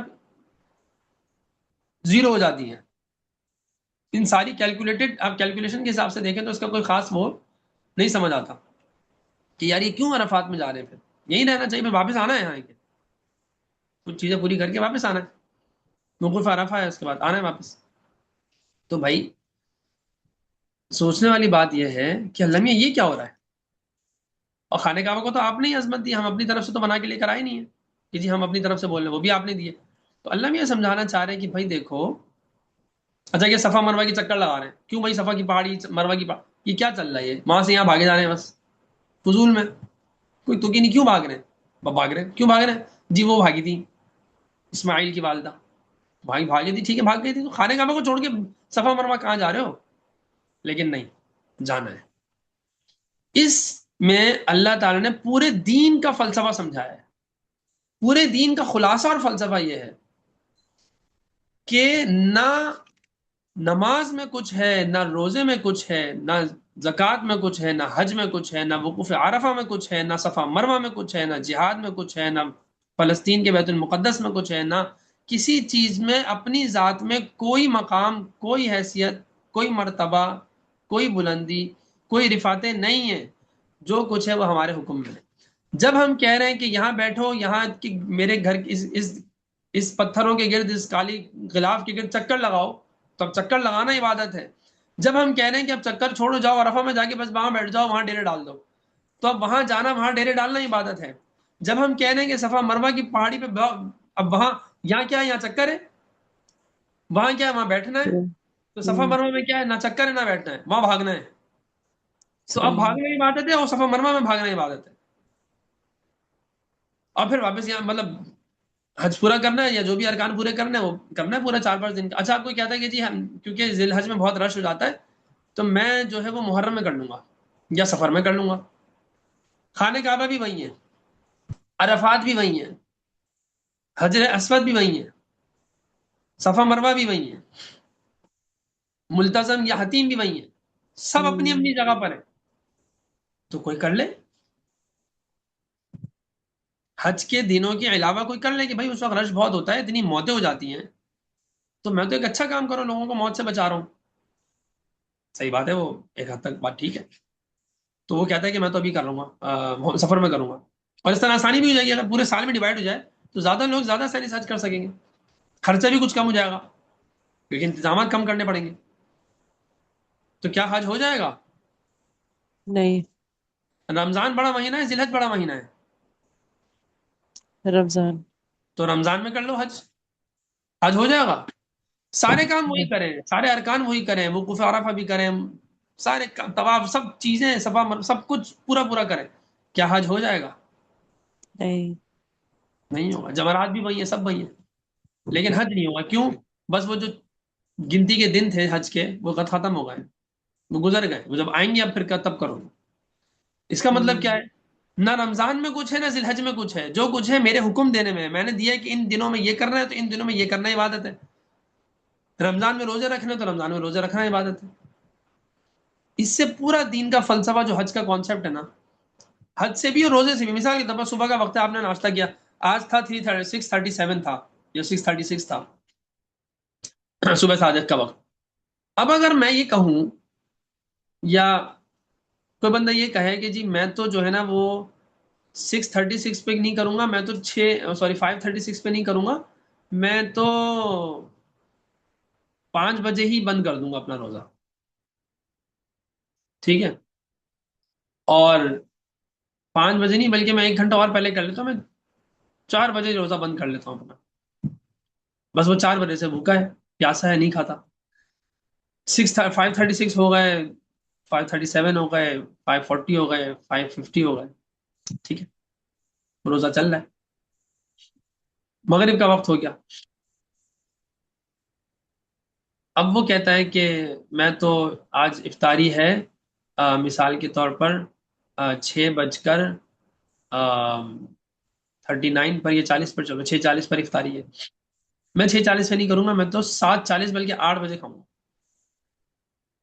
ٹھیک ہے، اس نے ہوں. اپنے روزے کی مقدار کو 1.5 گھنٹہ یعنی 2.5-3 گھنٹے بڑھا دیا، آپ مجھے بتائیں اس کو ثواب ملے گا یا ثواب کم ہو جائے گا؟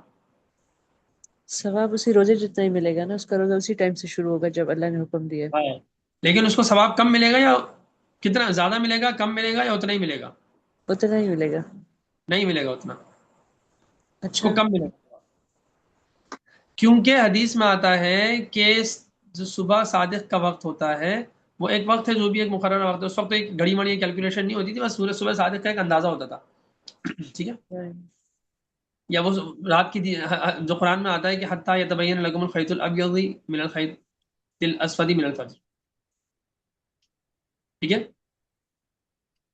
حتیٰ یتبین لکم الخیط الابیض من الخیط الاسود من الفجر، ٹھیک ہے، تو اس کا مطلب کیا ہے کہ بھائی تم جب تک رات کی سیاہ دھاری سفید دھاری سے واضح جدا نہ ہو جائے تب تک تم کیا کرو، کھاتے رہو، جب وہ ہو جائے تو تم کھانا پینا چھوڑ دو، کہ وہی صبح صادق ہے، تو اب صبح ہمارے لیے چلو تھوڑی کیلکولیٹڈ ہو گئی، علماء نے آسانی کر دی کہ تھوڑا کیلنڈر سا بنا دیا، احتیاطاً ہمیں اس سے 4-5 منٹ پہلے بند کر لینا چاہیے، تاکہ بھائی وہ کیلکولیشن میں تو مسٹیک ہو سکتی ہے نا، اب ہم جا کے اوپر یا تو جا کے سفید دھاری سیاہ دھاری دیکھیں، یا تو شہروں میں تو پتہ بھی نہیں چلتا، گاؤں دیہاتوں میں پتہ چلے گا وہ آسانی سے، تو یا تو آپ وہ کام کریں، یا اگر کیلنڈر کی پیروی کرنی ہے تو احتیاطاً 2-4 منٹ، خود یہ علماء نے جنہوں نے کیلنڈر مرتب کیے ہیں وہ خود انہوں نے لکھا ہے کہ بھائی اس کے اندر یہ احتیاطیں ہیں، بہتر ہے کہ 2-4 منٹ کا آپ خود فرق رکھیں 2 منٹ کا، وہ خود لکھ رہے ہیں، لیکن ہم ڈال دیتے ہیں کہ انہوں نے بنا کے دیا، تو وہ خود کہہ رہے ہیں نا تھوڑی احتیاط کر لو، تو وہ وہاں نہیں کرنی ہوتی، شیطان چاہتا ہی یہ کہ ہم روزانہ رکھ لیں تو برباد کر دیں، تو 2-3 منٹ خیال پہلے کر لیں، لیکن 2-2 گھنٹے پہلے کرنا، 4-4 گھنٹے پہلے کھا کے سو جانا، مثال کے اوپر رات کو آپ 1 بجے کھا کے سو جائیں کہ بس میری تو ہو گئی، میں تو فجر پہ اٹھوں گا،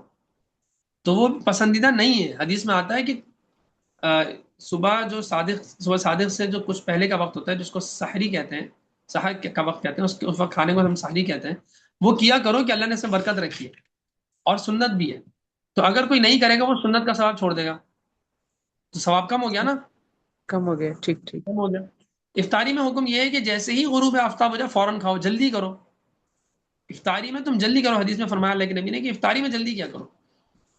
اس کا بھی کچھ لوگوں نے مطلب یہ لے لیا کہ جی اگر 6:38 پر ہے تو بس 6:38 دیکھ رہے ہوتے ہیں، 6:38 ہو گیا کھا لیتے ہیں. یار آپ کی گھڑی اوپر نیچے ہو سکتی ہے، جو آپ کی جو انٹرنیٹ سے کنیکٹڈ گھڑی ہے اس میں ایک دو چند سیکنڈ کا اوپر نیچے ہو سکتا ہے، جو کیلکولیشن ہے اس میں مسٹیک ہو سکتی ہے، جو کیلنڈر ہے اس میں مسٹیک ہو سکتی ہے. آپ کیسے اپنے روزوں کو اتنے رسک پہ ڈال رہے ہو بھائی؟ 2-4 منٹ رک جاؤ، 1-2 منٹ رک جاؤ تو کیا ہو جائے گا؟ یہ سیکنڈوں میں تھوڑی چل رہا ہے.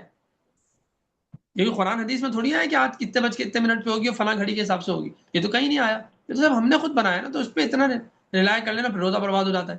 مطلب برباد ہونے کا اندیشہ ہے یار. جہاں آپ نے 15 گھنٹے صبر کر لیا، 12 گھنٹے صبر کر لیا، 2 منٹ اور صبر کر لو، قبولیت دعا کا وقت ہے، صبر کرو. اس حدیث میں جلدی کرنے کا مطلب اس کا یہ مطلب تھوڑی ہے کہ آپ اتنے رسک پہ آ جاؤ کہ وقت ہی کنفیوژن شروع ہو جائے. ٹھیک ہے، تو اس کا مطلب یہ ہے کہ صحیح. آپ بلا وجہ دیر نہ کرو. یعنی جب آپ کو کنفرم 100% کنفرم ہو جائے کہ اب تو سورج غروب ہو چکا ہے، اب وہ کب ہوگا؟ جب کیلنڈر میں جو ٹائم دیا اس سے آپ 2-4 منٹ احتیاطاً اوپر رکھ لیں کہ یار اب اتنی غلطی نہیں ہو سکتی. چند سیکنڈ کی ہو سکتی ہے، 1 منٹ کی ہو سکتی ہے، بہت ہو جائے گا 2 منٹ کی غلطی ہوگی، اس سے اوپر غلطی نہیں ہو سکتی. ٹھیک ہے، اتنی تحقیق تو ہے، اور اس سے اوپر نہیں غلطی ہو سکتی. سیکنڈوں کی غلطی تو ہو سکتی ہے، لیکن منٹ یا 1-2 منٹ کی غلطی یہ نہیں ہوگی. اور یہ بات خود جنہوں نے کیلنڈرز مرتب کی انہوں نے بھی لکھی ہے. اور پھر اس میں اختلاف بھی ہے، 15 درجے زیر افق پہ ہوتا ہے یا 18 درجے پہ ہوتا ہے، یہ اختلاف ہے. دارالعلوم کراچی کا الگ ہے موقف اور جامعۃ الرشید کا الگ موقف ہے. تو بھائی آپ بہتری پہ چلو نا، سحری 2-4 منٹ پہلے کر لو، سحری کر لو اس حساب سے دارالعلوم کے کیلنڈر کے حساب سے، افطاری کر لو جامعۃ الرشید کے کیلنڈر کے حساب سے. ٹھیک ہے. نہیں نہیں، صحیح. یہ نہیں کرنا چاہیے. مغرب کی اذان سے کوئی تعلق نہیں ہے روزے کا، یہی تو سمجھا رہا ہوں. میں کتنے سالوں سے چیخ رہا ہوں، چلا رہا ہوں، سمجھا رہا ہوں، ویڈیو بنا بنا کے ڈال رہا ہوں. میں دوبارہ بنا دوں گا اس پہ انشاءاللہ، میرا ارادہ ہے. بھائی یہ غلط فہمی ہے ہماری، خود میری غلط فہمی تھی. اذان پہ چلتا تھا، اذان ہوتی تھی روزہ کھول لیتا تھا. بھائی اذان سے تعلق ہی نہیں ہے. کبھی مؤذن روزہ کھول کے دیتا ہے اذان، کبھی بغیر کھولے دے دے گا، یا کوئی مؤذن روزہ کھول کے دیتے ہوں گے، کوئی مؤذن روزہ بغیر کھولے دیتے ہوں گے. اور جو بغیر کھولے دے رہا ہے اس کو تو جلدی ہو رہی ہوگی نا. خیر جو کھول کے دے رہا ہے اس کو بھی جلدی ہو رہی ہوگی، جلدی سے کھول کے اذان دینی ہے، کیونکہ اس نے بھی صرف کھجور کھا کے کھولا، اس کو بھی تو افطاری اچھی خاصی کھانی ہے. صحیح ہے؟ تو کہنے کا مقصد یہ ہے کہ بھائی آپ مؤذنین پر نہیں چلے نا. کہیں قرآن میں اللہ بھی یہ کہہ دیتے کہ کھاؤ اس وقت تک روک کے رکھو، ثم اتم الصیام الی اللیل، ہے نا، کہ جب غروب آفتاب تک، رات کہتے ہیں غروب، لیل کا لفظ ہے نا، رات تک خود کو روکے رکھو. یعنی رات تک کھاؤ، مکمل کرو اپنے روزے کو رات تک.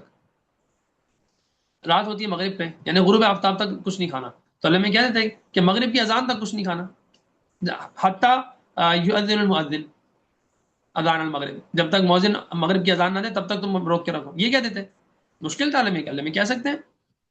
جب وہ کہہ رہے ہیں غروب آفتاب تو ہم کیوں مؤذن کے پیچھے بھاگتے ہیں؟ مؤذن اب اس دن کی بات ہے، چند دنوں پہلے کی بات ہے، ابھی ٹائم نہیں ہوا تھا، اذانیں ہو رہی ہیں. اس کا مطلب کیا ہے؟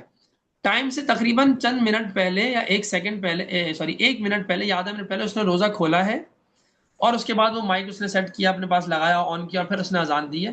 یعنی اس نے کتنا پہلے اس نے اذان اپنا روزہ ختم کر دیا مؤذن نے، بیچارے نے. ابھی ٹائم بھی نہیں ہو رہا ہوا تھا اور وہ اذانیں شروع ہو گئی ہیں. پھر وہ مائک پہ دے گا، پھر وہ اذان کی آواز ہم تک آئے گی، اور ابھی ٹائم نہیں ہوا تھا. جامع رشید کے حساب سے تو ہوا ہی نہیں تھا غالباً. دارالعلوم والا جو ہے اس پہ بھی شاید نہیں ہو گیا، نہیں ہوتا. تو یار ایسی کیا قیامت آ گئی ہے کہ آپ اتنی جلدی جلدی اذانیں دے رہے ہیں؟ اچھا چلو، آپ کہیں گے چلو وہ ہو گیا، خیر ہے. مطلب میں تو نہیں سمجھتا اس کو اتنا آسان، اتنا ہلکا. تو جلدی کرنے کا مطلب کیا ہے؟ کہ جلدی کرنے کا مطلب یہ ہے کہ آپ بہت زیادہ دیر نہ کریں. مثال کے طور پر کنفرم ہو گیا جی، اب آپ 2 منٹ بھی رک گئے، جامع الرشید کے کیلنڈر کے حساب سے احتیاط آپ نے رکھی کہ بھائی افطاری ان کے حساب سے کریں. میں یہی کرتا ہوں، میں اپنا بتا رہا ہوں آپ کو. میں سحری کا جو ٹائم ہوتا ہے اس میں میں رکھتا ہوں دارالعلوم کراچی کا. ٹھیک ہے، کیونکہ جامع الرشید میں اس میں 1 منٹ آگے ہوتا ہے، کیونکہ ان کے نزدیک 18 درجے، ان کے نزدیک 15 درجے. تو یہ اس وجہ سے میں اس میں تھوڑا 1 منٹ والا رکھ لیتا ہوں. اور کیا کہتے ہیں، افطاری میں جامع الرشید کو فالو کر لیتا ہوں، ان کے کیلنڈر کو فالو کر لیتا ہوں. استاد جی یہ دونوں کیلنڈر آپ شیئر کر دیں گے گروپ میں؟ ہمیں کر دوں، بلکہ مجھے اصل میں ٹائم نہیں مل رہا. میرا ارادہ شروع سے یہی تھا کہ پہلے رمضان کو یا دوسرے رمضان کو میں اپنا ہی کیلنڈر بنا دوں گا، اور اس میں صبح والا جو ٹائم ہے وہ دارالعلوم کا رکھ کے لکھ لوں گا، اور جو افطاری والا شام کا ٹائم ہے وہ میں جامع الرشید کے حساب سے لکھ لوں گا، تاکہ آپ لوگ کو یا امت کو یہ پرابلم زیادہ نہ ہو، اور نیچے یا کہیں نہ کہیں وہ وضاحت بھی کر دوں گا جو میں سمجھا رہا ہوں کہ بھائی اس میں سحری کا ٹائم اس لحاظ سے اور افطاری کا ٹائم اس لحاظ سے، تاکہ ہاں، یہ آپ تو پھر بہت بھی اچھا ہو تاکہ جاتا آپ ہے، ہم تو احتیاط ہو اذان پہ جائیں کھولتے ہیں روزہ مغرب کہ کی، جی مغرب کے اذان پہ کھول رہے ہیں اب تک روزہ ہم لوگ۔ بس یہ غیر محتاط طریقہ ہے، میں یہ تو نہیں کہوں گا کہ آپ لوگ کا روزہ نہیں ہوا، اللہ تعالیٰ کمی کوتاہی معاف کر دیں، روزے قبول کر لیں، لیکن میں ایک بہت سمپل سی بات بتا رہا ہوں کہ کہیں قرآن میں حدیث میں ہوتا، مطلب کہ قرآن آپ کو سمپل، قرآن تو وقت بتا رہا ہے نا روزے کا، کہ رات تک روزے کو مکمل کر لو، تو اللہ میں کہتے تھے کہ جب تک مؤذن نہیں اذان دیتا تب تک روزہ مکمل کر لو۔ صحیح۔ اللہ میاں نے تو یہ نہیں کہا نا، جب اللہ میاں نے نہیں کہا ہے تو ہم کیوں کریں؟ اچھا ابھی دوسری بات ہے کہ جی کیلنڈر پہ چلنے، تو وہ تو میں بتا رہا ہوں اس میں غلطی کا امکان نہیں ہے، کہ آپ خود سوچیں، یہ تو کیلکولیشن پوری دائمی نقشہ ہے یہ، یعنی ہر سال ہر ٹائم میں، مثال کے طور پر آج ہے 2 مارچ 2026، تو 2026 ہو، 27 ہو، 28 ہو، 50 ہو، 3000 ہو، 2 مارچ کو صبح صادق کا جو وقت لکھا ہے نا وہ وہی وقت رہے گا، قیامت تک کا کیلنڈر ہے یہ، عیسوی کے لحاظ سے یہ قیامت تک کا کیلنڈر ہے، یعنی جنوری فروری کے کیلنڈرز متعین ہو چکے ہیں بہت تحقیق کر کے، ہمیشہ ہمیشہ کے لیے متعین ہو چکے ہیں، میرے پاس رکھے ہیں، آپ لوگوں کے پاس بھی ہوں گے، آپ لوگوں نے دیکھے ہوں گے وہ جو لکھا ہوتا ہے دائمی نقشہ ہے اوقات نماز، کراچی کے لیے الگ ہے، فیصل آباد کے لیے الگ ہے، یعنی کراچی کے لیے الگ ہے، لاہور کے لیے الگ ہے، اسلام آباد کے لیے الگ ہے، فیصل آباد کے لیے الگ ہے، اور کتنے سارے شہر ہیں، کراچی کا الگ آپ کو ملے گا، اور لاہور کا الگ ملے گا، اسلام آباد کا الگ ملے گا، اور ملتان کا الگ ملے گا، فیصل آباد کا الگ ملے گا، اور ادھر چلے جائیں تو کشمیر کا الگ ملے گا، ٹھیک ہے، صحیح۔ سیالکوٹ کا الگ ملے گا۔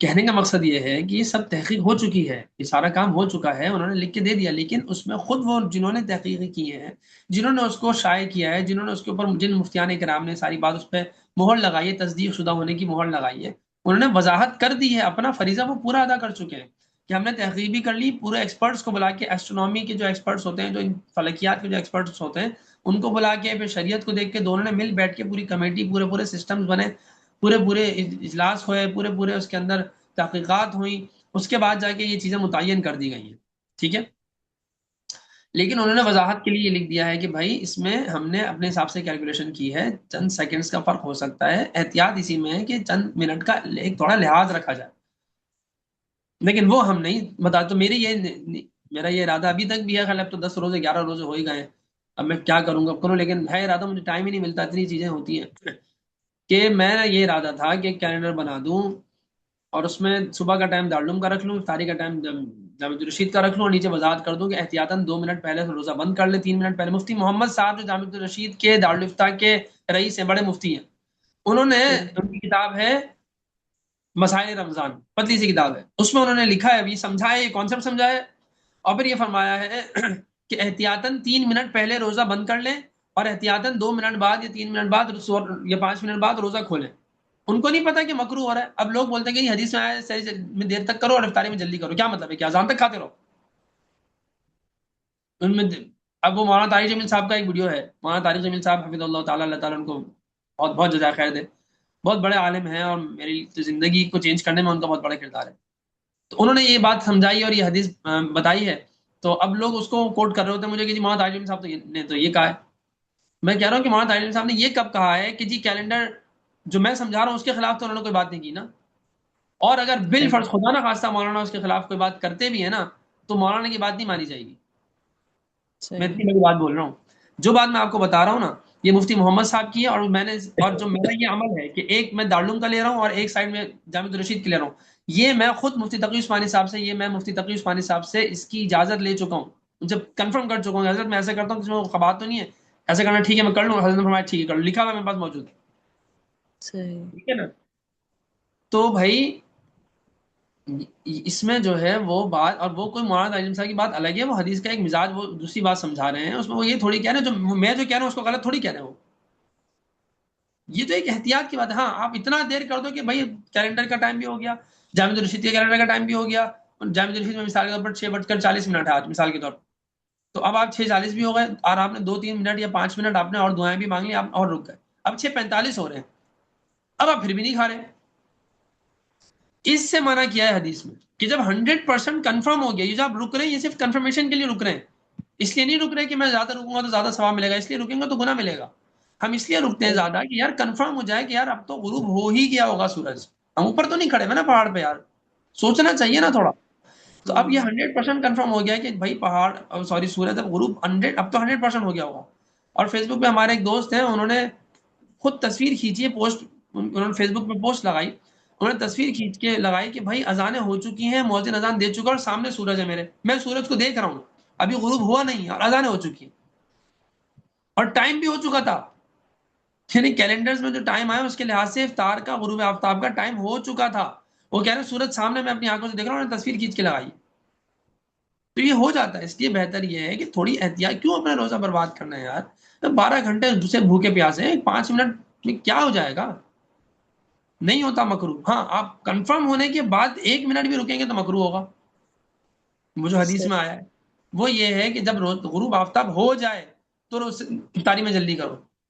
ابھی تو یہ کنفرم ہی نہیں ہو رہا نا کہ ہو جائے والی بات پوری نہیں ہو رہی، میں یہ سمجھا رہا ہوں. تو میری بات نہ حدیث کے خلاف ہے نہ مولانا طارق جمیل صاحب کی بات کے خلاف، وہ الگ بات کر رہے ہیں، حدیث میں الگ بات ہے، میں الگ بات کر رہا ہوں. میں یہ کہہ رہا ہوں کہ جب، اور یہ میں نہیں کہہ رہا، مفتی محمد صاحب کہہ رہے ہیں اور دیگر مفتیان کرام جو سمجھ، جن کو دین کی صحیح سمجھ ہے وہ خود وہ فرمائیں گے.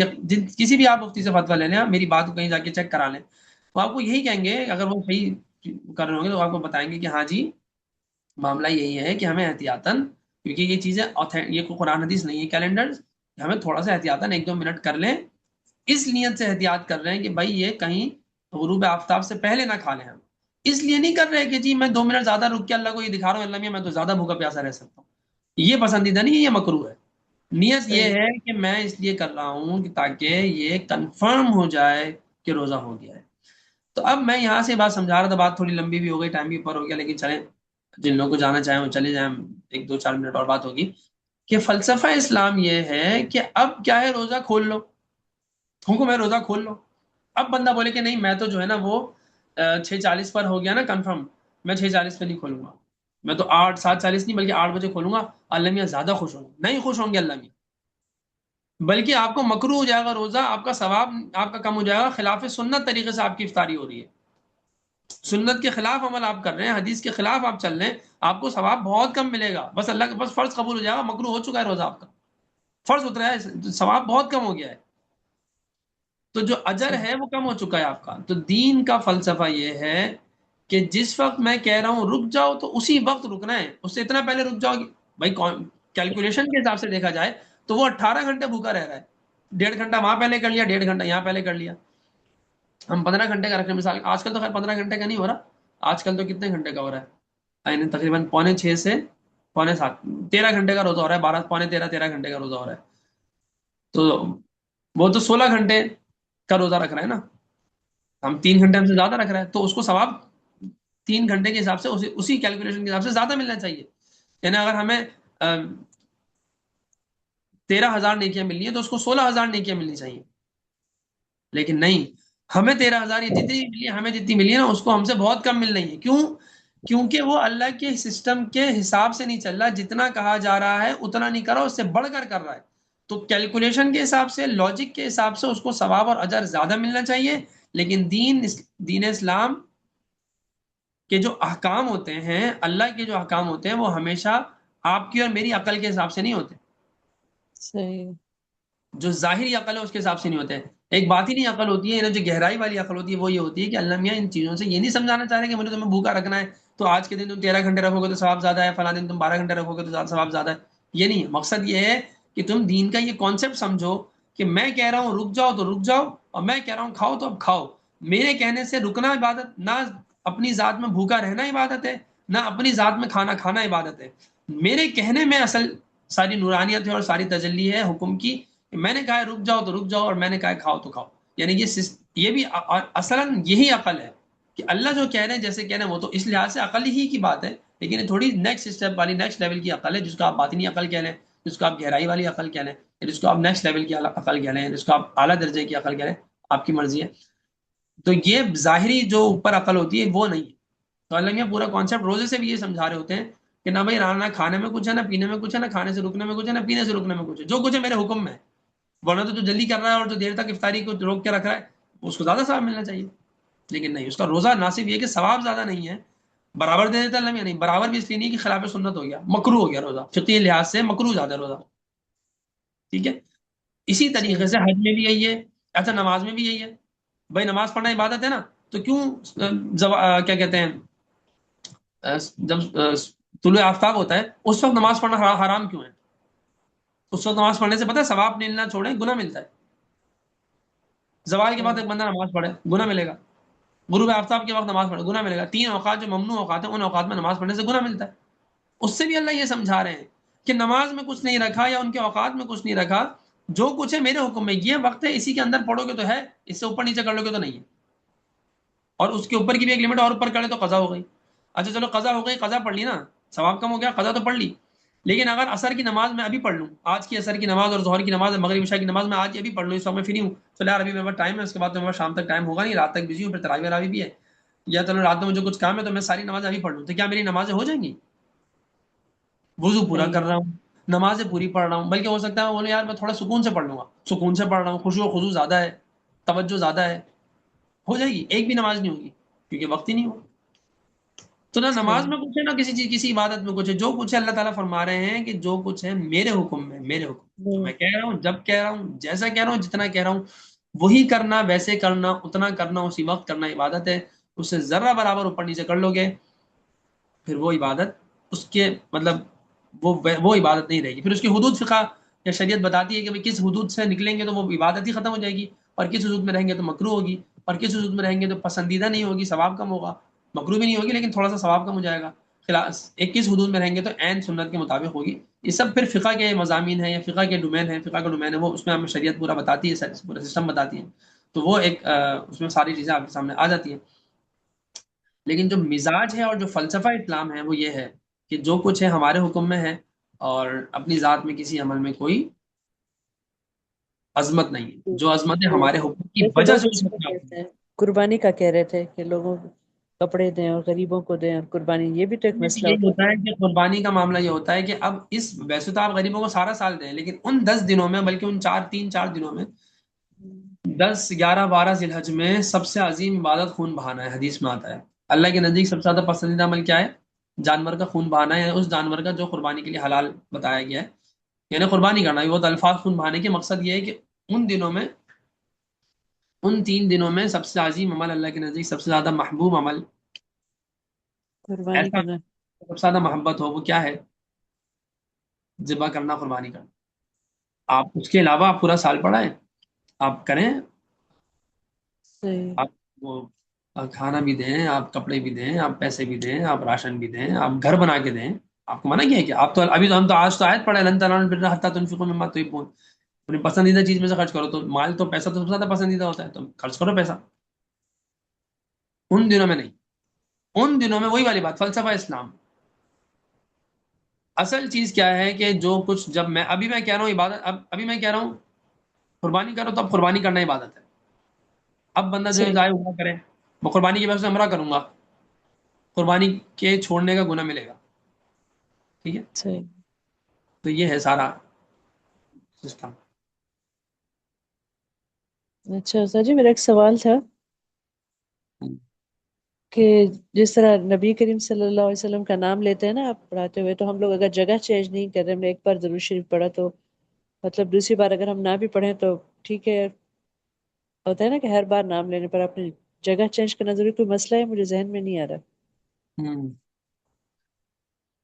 جس مجلس میں آپ صلی اللہ علیہ وسلم کا نام لیا جاتا ہے، جی. مجلس میں، اس مجلس میں آپ نے پڑھنا ہوتا ہے ایک دفعہ، واجب ہوتا ہے. صحیح. ٹھیک ہے. بس اب میں یہاں پہ نہ، یہاں پہ کوئی مثال پر یہ کمرہ ہے، یہاں پہ کچھ بات چل رہی ہے، اب آپ صلی اللہ علیہ وسلم کا نام لیا گیا ہے، اب میں ادھر سے اٹھ کے اسی نام لیا، میں پھر ادھر سے اٹھ کے ادھر بیٹھ گیا، یعنی یہاں سے اٹھا اور ادھر سے اٹھ کے ادھر آ کے بیٹھ گیا. تو صحیح. وہ واجب جو تھا اس مجلس کا، جو ایک چیز چل رہی ہے اسی مجلس کا، وہ ہو چکا ہے. ہاں میں یہاں سے اٹھ کے کہیں اور جا رہا ہوں دوسرے کمرے میں ایک اور مجلس چل رہی ہے، وہاں پھر دوسری، وہاں بھی بیان ہو رہا ہے، یا وہاں بھی آپ صلی اللہ علیہ وسلم کا تذکرہ چل رہا ہے، تو پھر مجھے وہاں پھر سے دینا پڑے گا. وضو میں فقہی لحاظ سے بات کر رہا ہوں، ورنہ تو بھائی اللہ کے نبی کا درود ہے 2 دفعہ، میں یہ تھوڑی دیکھوں گا یہاں سے اٹھ کے یہاں آ رہا ہوں تو میں چھوڑ دوں گا، میں تو لے چکا ہوں، میں دوبارہ دے دوں گا، میں دوبارہ درود پڑھ لوں گا. درود پڑھنے میں صحیح. کون سی تکلیف آ جاتی ہے؟ نہیں تو نہیں، یہ مسئلہ پوچھ رہی تھی جی. مسئلہ پوچھنے کے لحاظ سے بالکل ٹھیک ہے، اور فقہی احکام ہمیں پتہ ہونے چاہیے، لیکن درود تو پھر یہ ہے کہ بھائی پڑھتے رہیں، اس میں کیا ہے. صحیح صحیح. اور اگر کبھی رہ جائے، ویسے بھی ہم جو درود کی کثرت بولتے ہیں نا کہ بھائی 100 دفعہ ڈیلی کم سے کم پڑھیں، کہ درود پڑھتے رہیں، تو جی جی. اس میں یہ ہے کہ جو کبھی ہم سے اس طرح کی کوتاہی ہو گئی ہوگی اگر کبھی، تو اللہ تعالیٰ اس کو اس کے عوض معاف کر دیں، اور ہم یہ نیت بھی کر لیں کہ یا اللہ اگر کبھی مجھ پہ کوئی واجب درود رہتا ہے جو مجھے واجب تھا، مجھ پہ پڑھنا ضروری تھا، تو یا اللہ اس کو بھی یہ میں وہی پڑھ رہی ہوں، تو وہ زیادہ جو پڑھ رہی ہیں اللہ وہ نفل میں لکھ لیں. 100 میں سے آپ کے 4 6 رہ گئے ہوں گے، 10 رہ گئے ہوں گے، تو ڈیلی جب آپ 100 پڑھ رہی ہیں تو پھر تو بہت مشکل ہے نا کہ ڈیلی 10 صحیح. واجب ہو. تو وہ 10 رہ گئے ہوں گے، 90 نفل ہو جائیں گے، 10 واجب ہو جائیں گے، وہ ادائیگی ہو جائے گی ان شاء اللہ. اچھا. استاد جی میرا سوال تھا، جیسے منت مانی تھی کہ غریب کو کھانا کھلائیں گے، لیکن وہ نہیں کیا بلکہ غریب کسی اور مستحق کو اس کی رقم دے دی، وہ تو وہ صحیح ہے؟ ہاں ادا ہو جاتی ہے، لیکن ویسے بہتر یہ ہے کہ جو منت مانی جائے پھر وہی کی جائے. اور ویسے بہتر یہ ہے کہ کھانا کھلانے کے علاوہ آپ پیسے دے دیں. ٹھیک ہے، احناف کے نزدیک ہمارے ہاں اب وہ پیسے دے دیں، جہاں تک مجھے یاد آ رہا ہے بہتر یہی ہے. اس کی وجہ یہ ہے کہ بھائی راشن لوگ دے رہے ہوتے ہیں تو بعض اوقات راشن کی ضرورت نہیں ہوتی غریبوں کو، گھر میں راشن بہت پڑا ہوا ہوتا ہے، ہم سے زیادہ پڑا ہوتا ہے، بعض اوقات سال سال بھر کا 6 6 مہینے مہینوں کا بھی ہو سکتا ہے پڑا ہوا ہو، لوگوں کے دے دیتے ہیں، اچھی بات ہے. اس کو ضرورت ہے پیسے کی، اس کو دوائی چاہیے، اور ہم جو ہے وہ اس کو آٹا دے رہے ہیں. وہ آٹا سے پرہیز لکھا ہے اس کو ڈاکٹر نے کہ آپ نے کاربوہائیڈریٹس نہیں لینے ہیں، اور ہم اس کو آٹا دیے جا رہے ہیں، دوائی کے پیسہ وہ کیا کرے گا بیچارہ. یہ میں پہلے بھی تفصیل سے بات کر چکا ہوں، ہمیں پیسے دینے چاہیے. ٹھیک ہے، ہاں کبھی کبھی تھوڑا بہت راشن بھی دے دیں اگر آپ کو ایسا لگ رہا ہے کہ یار یہ راشن خرید نہیں پائے گا، اس کے لیے راشن خریدنا مشکل ہے، کوئی ایسا علاقہ ہے کہ وہاں راشن نہیں ملتا آسانی سے، یا وہاں راشن بہت مہنگا ہے، تو اس کو پیسے میں اتنا راشن نہیں ملے گا جتنا میں فلاں جگہ سے راشن لائی ہوں، مجھے بڑا سستا پڑا ہے، میرے پاس بہت سارا پڑا ہوا ہے. ایسی کوئی سچویشن ہے تو بھائی تو آپ خود عقل بھی استعمال کر لینا. اتنے اس سچویشن میں پھر آپ پہلے اس کو راشن دے دیں جہاں آپ کو پتا ہے کہ وہاں راشن، جیسے ابھی غزہ ہے، تو غزہ میں جو بڑے مسئلے ہیں، مطلب اس میں ایک مسئلہ یہ بھی ہے کہ آپ جو ہے نا وہ نہیں، وہاں کی جو وہاں اب یہاں پہ 1 کلو آٹا میرے خیال ہے پتہ نہیں 100 کچھ کا ہے شاید، وہاں 1 کلو آٹا پتہ نہیں چند ہزار کچھ کا پڑ رہا ہے. سمجھ آ رہی ہے؟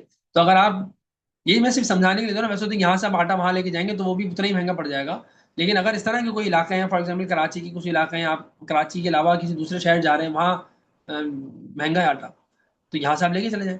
یا آپ فلاں علاقے سے آ رہے ہیں، پنجاب یا کسی اور دوسری جگہ سے آ رہے ہیں جہاں سے آٹا بہت سستا، آپ کو 50 روپے کلو میں ملا ہوا ہے، آپ نے بہت سارا اٹھایا ہوا ہے، تو آپ یہاں پہ آ کے اس کو یہ دیتے کہ یار تم یہ لے لو، تو اس کو وہ سستا پڑ جائے گا، وہ ایک الگ چیز ہے. ٹھیک ہے، لیکن عموماً ایسا ہوتا نہیں ہے، تو اس لیے پیسے دے دیجیے گا.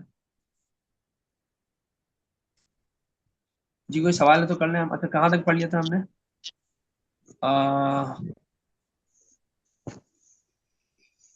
جی استاد جی، ایک سوال ہے یہ کہ جیسے میں تو روزانہ سے اذان سے نہیں کھولتی، میں تو جو کیلنڈر آتا ہے نا اس سے کھولتی ہوں، تو وہ بھی صحیح ہوتے ہیں یا نہیں، کہ اس کی کیا اوتھینٹیکیشن ہے؟ اور وہ کیلنڈرز تو وہی ہوتے ہیں جو بیکری پہ ملتے ہیں؟ دیکھنے میں ملتا ہے. بس وہ وہی آتے ہیں نا گھر میں، تو ہم تو وہی دیکھتے ہیں، ہم تو کچن میں وہی لٹکا لیتے ہیں، بس اسی سے دیکھتے ہیں. میں اور میری تو عادت اسی سے ہی ہے، تو اس کی کیا اوتھینٹیکیشن ہے کہ وہ مطلب وہ صحیح بھی ہے یا نہیں؟ اب یہ تو کبھی سوچا ہی نہیں کہ بیکری والا کون سے والے فرقے کو فالو کر رہا ہے، یہ بھی نہیں پتا. فرقہ کا اس میں اتنا زیادہ اختلاف نہیں ہے، اچھا. بریلویوں کا ہو یا دیوبندیوں کا ہو یا مسئلہ کیا ہے، حدیث والوں کو شاید تھوڑا بہت ہوتا ہو، لیکن وہ بھی کوئی اتنا بڑا اختلاف ہے نہیں. اصل مسئلہ سارا کا لیکن سارا یہی. اذان تو ہاں، سب کی آگے پیچھے ہوتی ہے نا استاد جی، اہل حدیث تو اتنا پہلے چل رہے ہیں، پھر جو ہے اس کے بعد یہ دیوبندی آتے ہیں، اس کے بعد بریلوی آتے ہیں، پھر سب سے آخر میں شیعہ آ رہے ہیں، تو سب کی نمازیں الگ الگ چل رہی ہوتی ہیں. دیکھیں وہ تو بالکل ہی الگ ہے، لیکن یہ ہے کہ یہ جو یہ ہیں بریلوی ہیں یا دیوبندی ہیں یا دیوبندی. حدیث ہیں، یہ جو 3 ہیں، یا اس میں آپ جماعت اسلامی، تنظیم اسلامی وغیرہ کو ملا لیں، پنجپیری کو ملا لیں، ہوں. اشاعتی کو ملا لیں، تو یہ جو 5 7 فرقے ہیں نا، یہ تو اہل سنت والجماعت کے ہی ہے نا مسلک. تو ان سب کے موقف کے لحاظ سے، یعنی اصولی لحاظ سے ان کے موقف ایک ہی ہے. ہاں اہل حدیث والوں نے تھوڑا سا اپنا خود کو تھوڑا سا الگ کر لیا، اللہ لوگوں کو ہدایت ہے، لیکن ہلکا پھلکا کچھ فرق ہوگا تو فرق ہوگا. لیکن جو اصول کے لحاظ سے ان کا بھی کانسیپٹ وہی ہے کہ بھائی غروب آفتاب کب ہوتا ہے، غروب آفتاب کی کنسیڈریشن کیا ہوتی ہے، یعنی رات ہم کس کو کہیں گے، مغرب کو کہیں گے، کس کو کہیں گے، غروب آفتاب کو کہیں گے، یہ کس چیز کو، رات کس کو کہیں گے، اتم الصیام الی اللیل کا لفظ ہے. تو یہ تھوڑی ایک ڈیٹیلڈ اور ڈیبیٹ اور یعنی ڈیپ ڈسکشن ہے، اس ڈسکشن میں نہیں جانا چاہ رہا، لیکن آپ خود سوچیں کہ ایک بیکری سے آپ دین کے روزوں کو کھولنے کا کیلنڈر لے رہے ہیں، مطلب تو وہ بھی تو کہیں سے لیتے ہیں نا استاد جی، مجھے وہ لوگ پتا ہے تو کیونکہ وہ فری چھپواتے ملتا کہیں ہے، سے ہوتے ہیں نا. آپ جا رہے ہیں وہ اپنی مارکیٹنگ کر رہے ہیں. آپ مجھے بتائیں ایک بیکری والا اپنی بیکری کی مارکیٹنگ یا ایک مٹھائی والا اپنی مٹھائی کی مارکیٹنگ کے لیے کیلنڈر چھاپ رہا ہے، اس میں اس نے بس کسی کو بول دیا، اپنے کسی خادم کو، وہ جو مالک ہے وہ بڑے بڑے بھلے بہت دیندار ہوگا تبھی تو وہ کیلنڈر چھاپ رہا ہے، ہوں یا وہ ہو سکتا ہے دیندار نہ ہو لیکن مارکیٹنگ کے لیے چھاپ رہا ہو، تو وہ کتنی تحقیق کر لے گا، وہ یہ دیکھے گا، ہوں وہ تو نہیں دیکھے بس جائے گا، وہ جو بھی کیلنڈر اس کو مل رہا ہوگا ہو سکتا ہے وہ خود کسی کیلنڈر سے چھاپ کے دے رہا ہو، وہ دارالعلوم کا کیلنڈر وہ بھی نہ اٹھا رہا ہو، اس کو دارالعلوم جائے گا کورنگی سے تھوڑی منگوائے گا، وہ دیکھا کہ کوئی بھی برابر والی بیکری نے چھاپا اسی کا لے لے گا اور وہ جلدی وہی ایڈٹ کرو ڈالو آج رات تک. وہ بندہ وہ بھی جو ایڈیٹر ہے وہ ٹک ٹک ٹک کرے گا، اس میں بھی غلطی ہو سکتی ہے. دارالعلوم سے جو چھپا ہوا ہے اس میں بہت احتیاط سے، بہت دیکھ سمجھ کے چھپا ہے، اس میں جامع ہوں الرشید سے جو چھپا ہوا ہے بہت احتیاط اور بڑا دیکھ سمجھ کے چھپا ہوا ہے. اسی طرح اور اگر کسی صحیح ادارے سے، بھلے وہ بریلویوں کا ہو یا اور ادارے ہوں، اگر وہ دیندار اور سمجھدار اور محتاط ادارے ہیں تو وہ سوچ سمجھ کے انہوں نے کیا، لیکن اس سب کے باوجود خود جنہوں نے چھاپا ہے، جن علماء کرام نے اس کی تصدیق کی ہے، محکمہ موسمیات سے جا کر، اور محکمہ موسمیات کے لوگوں کو، اور جو موسمیات کے ایکسپرٹس ہیں، جو چاند، یہ جو ایسٹرونومی یعنی جو فلکیات کے ایکسپرٹس ہیں، ان سب کو ملا کر علماء کا پینل تھا، یہ سب لوگ تھے، سب نے تحقیق کر کر طے کیا ہے کہ کس وقت سورج کب کب کہاں کہاں کیسے کیسے ہوتا ہے، تو اس وقت کب کب ہوں کیسے کیسے کون کون سی نمازوں کا کیا کیا وقت ہوگا. یہ ساری چیزیں تحقیق کر کے ایک دفعہ لکھ دی ہیں، وہ متعین ہو چکی ہیں. آپ دارالعلوم چلے جائیں، یہ دارالعلوم نہیں جائیں، جامع یہاں چلے جائیں، اشرف المدارس چلے جائیں، خانقاہ والے میں چلے جائیں، یا جوہر والے میں چلے جائیں، یا بنوری ٹاؤن چلے جائیں، یا دارالعلوم چلے جائیں، یا کہیں بھی چلے جائیں، آپ کسی بھی دینی ادارے کے پاس جائیں گے، ہمیں دارالعلوم کا چھپا ہوا وہ دے دیں، کیلنڈر دے دیں، دائمی نقشہ جو پورے سالوں کا ہوتا ہے، وہ دائمی نقشہ آپ اٹھا لیں ہوں اور اس کیلنڈر کو سمجھیں گے یہ آتھینٹک ہے، اور اس سے ہر نماز میں، ہر وقت میں چند منٹ کی احتیاط رکھیں. یعنی 6:36 پر اگر عصر کا وقت داخل ہو رہا ہے تو آپ 5:36 پر اگر عصر کا وقت داخل ہو رہا ہے، یا 4:36 پر ہو رہا ہے تو آپ 4:36 جیسی ہوئے جی، ابھی جیسے 4:36 ہونے میں 2 سیکنڈ باقی ہیں، 1 سیکنڈ باقی ہے، 4:36 ہو گئے، اللہ اکبر کر کے نماز کی نیت مت باندھیں، 1 منٹ رک جائیں، 2 منٹ رک جائیں، بھائی کیا پتا وقت داخل نہیں ہوا ہو ابھی، وہ تو ان کی تحقیق ہے نا، گو کہ انہوں نے جان بوجھ کے کوئی کمی کوتاہی نہیں چھوڑی ہے، لیکن انسان ہے، قرآن حدیث نہیں ہے، وہی کی روشنی میں نہیں ہے، تھوڑی غلطی ہو سکتی ہے، انسان ہے، مشین سے غلطی ہو سکتی ہے، جس مشین سے وہ کیلکولیشن کر رہے ہیں ہوں اس انسٹرومنٹ میں غلطی ہو سکتی ہے، جس انسٹرومنٹ سے وہ میکینیکل انسٹرومنٹ سے وہ کیلکولیشن کر رہے ہیں، اس اسکیل کی مارجننگ میں غلطی ہو سکتی ہے، مارجننگ میں غلطی ہو سکتی ہے، اس کی میجرمنٹ میں غلطی ہو سکتی ہے، بہت کچھ ہو سکتا ہے، وہی تو نہیں ہے نا بھائی، تو 1-2 منٹ رک جائے، بس یہ اتنی سی بات ہے. وہ کیا بولوں میں، اتنی سی بات سمجھ پتہ نہیں کیوں نہیں آتی، وہ شیطان ہے نا اصل میں. وہ جی ویسے تو کیلکولیشن میں بڑی سمجھ میں آتی ہے کہ بھائی گاڑی کی اسپیڈ اتنی رکھنی ہے، 80 پر ہمارا چالان ہے تو 78 سے اوپر نہیں جاؤ. دبئی میں یا کہیں چلا رہے ہو جہاں صحیح کا چالان ہوتا ہے، وہاں آپ اسپیڈ لمٹ میں 1-2 منٹ کا بفر رکھتے ہیں، کیوں؟ کیونکہ پتہ ہے چالان ہو جائے گا. یہاں چالان کیونکہ پتہ ہے آخرت کا چالان ہے، وہ تو خیر دیکھ لیں گے، اللہ بڑا غفور رحیم ہے. ایسا نہیں ہوتا بھائی، دین اتنا مذاق نہیں ہے، دین میں آسانیاں ہیں، تو یہ آسانی ہی تو ہے کہ یار آپ کو کیلنڈر بھی مل گیا ہے، آپ کو سکون سے آپ سب کچھ کھا پی رہے ہو، آپ کو اور کس سے زیادہ کیا آسانی چاہیے؟ عبادت میں بھی اور آسانی چاہیے، یہ آسانی تو ہے، اس سے زیادہ آسان دین تو اور کچھ ہے ہی نہیں. لیکن اس کا یہ مطلب نہیں ہے کہ لاپرواہی آپ شروع کر دیں آسانی کے نام میں. تو جو کیلنڈرز آپ کو ملتے ہوں یا کہیں سے بھی ملتے ہوں، اگر اس میں ٹائم صحیح لکھا ہے، اس سے 1-2 منٹ بہتر ہے کہ احتیاط رکھیں. 2 منٹ کم از کم 2 منٹ، 1 منٹ تو رکھیں نا، بہتر ہے کہ 4-5. ہاں اتنا نہیں کہ میں احتیاط کے چکر میں آپ کو جو ہے نا وہ بالکل ہی وہمی ہو جاؤں کہ جی آدھا گھنٹہ احتیاط کر رہے ہیں، ایسا نہیں ہوگا، پھر یہ تو غلط ہو جائے گا. آدھا گھنٹہ خاص طور پہ افطاری پہ احتیاط نہیں ہوگی، سحری میں تو چلو ہو بھی سکتی ہے، آپ 20 منٹ پہلے ختم کر لیں سحری کرنا چاہیے، افطاری میں نہیں ہوگی. افطاری میں تو جیسی ہو جائے فوراً آپ نے غروب آفتاب ہو، کیونکہ احادیث میں آتا ہے کہ بلال کھڑے ہوتے تھے تو دیکھ رہے ہوتے تھے، جیسی غروب غربت الشمس، یہ اعلان لگا دے کے بولتے کہ سورج غروب ہو گیا، اور اللہ کے نبی ہاتھ میں رخما بالکل ہاتھ میں کچھ کھجور یا کچھ بھی ہوتا اور فوراً روزہ کھول دیتے، جیسے کنفرم ہو جاتا تھا فوراً روزہ کھول لیتے تھے بس. جیسے کنفرم ہو جائے تو 2-3 منٹ کی احتیاط سے کنفرم ہو جائے گا. 5 منٹ کر لیں میکسیمم، 5 منٹ میں زیادہ بول رہا ہوں، چلو 5 منٹ کر لیں. اب تو 100% کنفرم ہو گیا نا. اب آپ لیٹ کریں گے تو مکروہ ہوگا. اب آپ لیٹ کے خلاف، اب سنت کے خلاف چل رہے ہو آپ، اور زیادہ لیٹ کر دیں گے مکروہ ہو جائے گا. ٹھیک ہے، جی یہ دوست ہے. جی، جزاک اللہ. اور آپ لا- ٹھیک ہے، کوئی سوال ہے تو کر لیں، ورنہ پھر دعا کر لیتے ہیں. آج تو کافی ٹائم بھی اوپر ہو گیا، 8 بجے.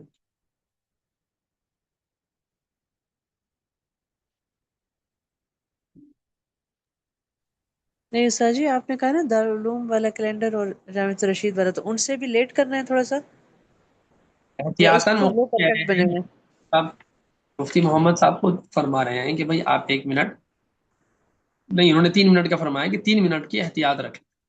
اچھا ٹھیک ہے ٹھیک.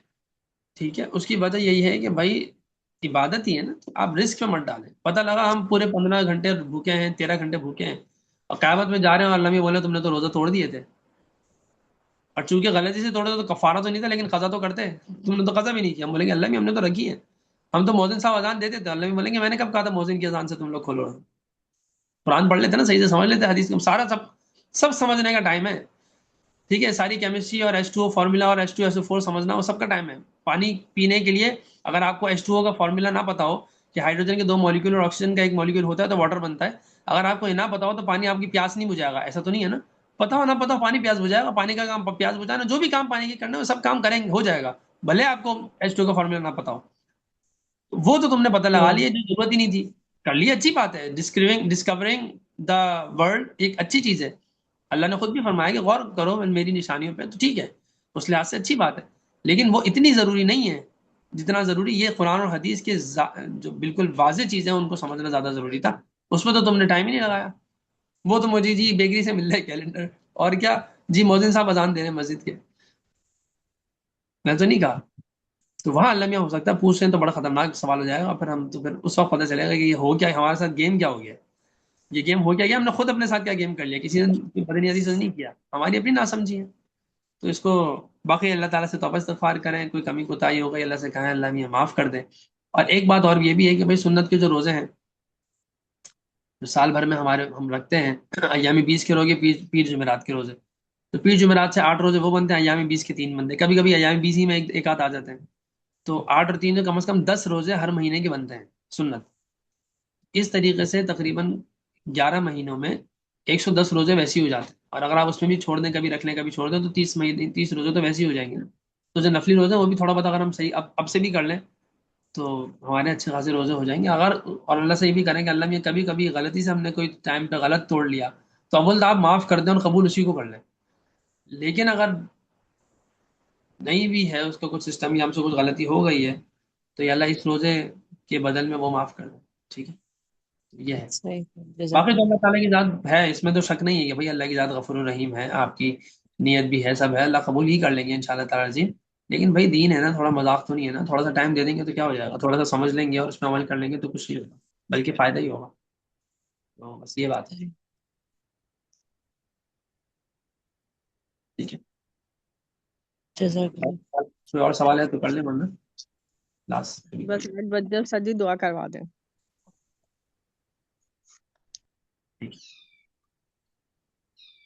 اچھا، یہ ہماری آگے کتاب، آگے ہماری وہ آیت شاید بیچ میں رک گئی تھی، تو پھر اس کو ہم پھر نیکسٹ کلاس میں ہی کر لیں گے. جی انشاءاللہ.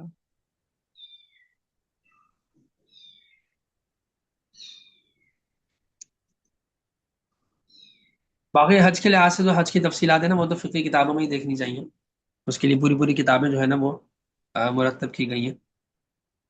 ٹھیک ہے، ہاں یہ ایک بات تھی، اس کو پورا کر لیتے ہیں، 1 منٹ ہی لگے گا. کہ اللہ تعالیٰ کے گھر کے اندر جو خاص تجلیات ہیں، سب چیزیں میں بتا رہا تھا، تو اس میں حج ایک ایسی بات ہے کہ اس کی ہر ادا ایک الگ ہی اس کے اندر ایک شان ہے، جو میں ساری بات بتا چکا ہوں. ٹھیک ہے، تو جو ضروری یہ ہے کہ جب اللہ تعالیٰ سے اتنا زیادہ قرب کا دعویٰ ہو اور جب نہ بدنی محنت ہو رہی ہے نہ مالی خرچ ہو رہا ہے، تو قدرت رکھ رہا ہے ان سب چیزوں کی لیکن حج نہیں کر رہا، اور کم از کم ایک مرتبہ تو فرض ہے. اگر ایک مرتبہ بھی اللہ کے در کی حاضری میں دیوانہ وار وہاں کا چکر نہیں لگا رہا تو بس پھر سمجھ لو کہ یہ سب محبت میں کیا ہے، صرف جھوٹے دعوے ہیں. ٹھیک ہے، باقی جب اس طرح کرے گا تو ادھر ادھر ہی پھٹکتا رہے گا. جب اللہ نے اتنی استطاعت اتنا سب دیا اور حج نہیں کر رہا تو یہ بہت زیادہ غلط بہت زیادہ غلط بات ہے، اور جھوٹی، پھر جھوٹا دعویٰ جھوٹا ہے. تو اللہ تعالیٰ کو کیا پرواہ، اس کو، اس سے تھوڑی کچھ اللہ تعالیٰ کا تھوڑی کچھ بگڑتا ہے کہ اگر ہم اللہ تعالیٰ کے احکامات کو نہیں مانتے. اصل تو سارا کھیل ہمارے ساتھ ہے، ہمیں اصل سارا کام کرنا ہے. ٹھیک ہے، تو بس اس کا ہمیں خیال رکھنا بھی چاہیے، اور اللہ تعالیٰ سے دعا بھی کرنی چاہیے کہ اللہ تعالیٰ ہمارے حال پہ رحم کرے، اور ہمیں اللہ تعالیٰ اپنا قرب نصیب کرے. ٹھیک ہے، تو بس یہی بات تھی جو تھوڑی سی رہ گئی تھی، کہ دعویٰ جھوٹا ہو جائے گا. ٹھیک ہے نا.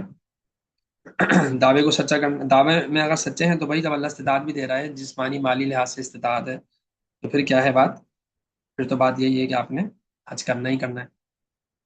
اور اگر پھر بھی حج نہیں ہو رہا تو اس کا مطلب ہے کہ دعویٰ ہی جھوٹا ہے. ٹھیک ہے، تو بس یہی بات. سبحانک اللہم و بحمدک، نشہد ان لا الہ الا انت، نستغفرک و نتوب الیک.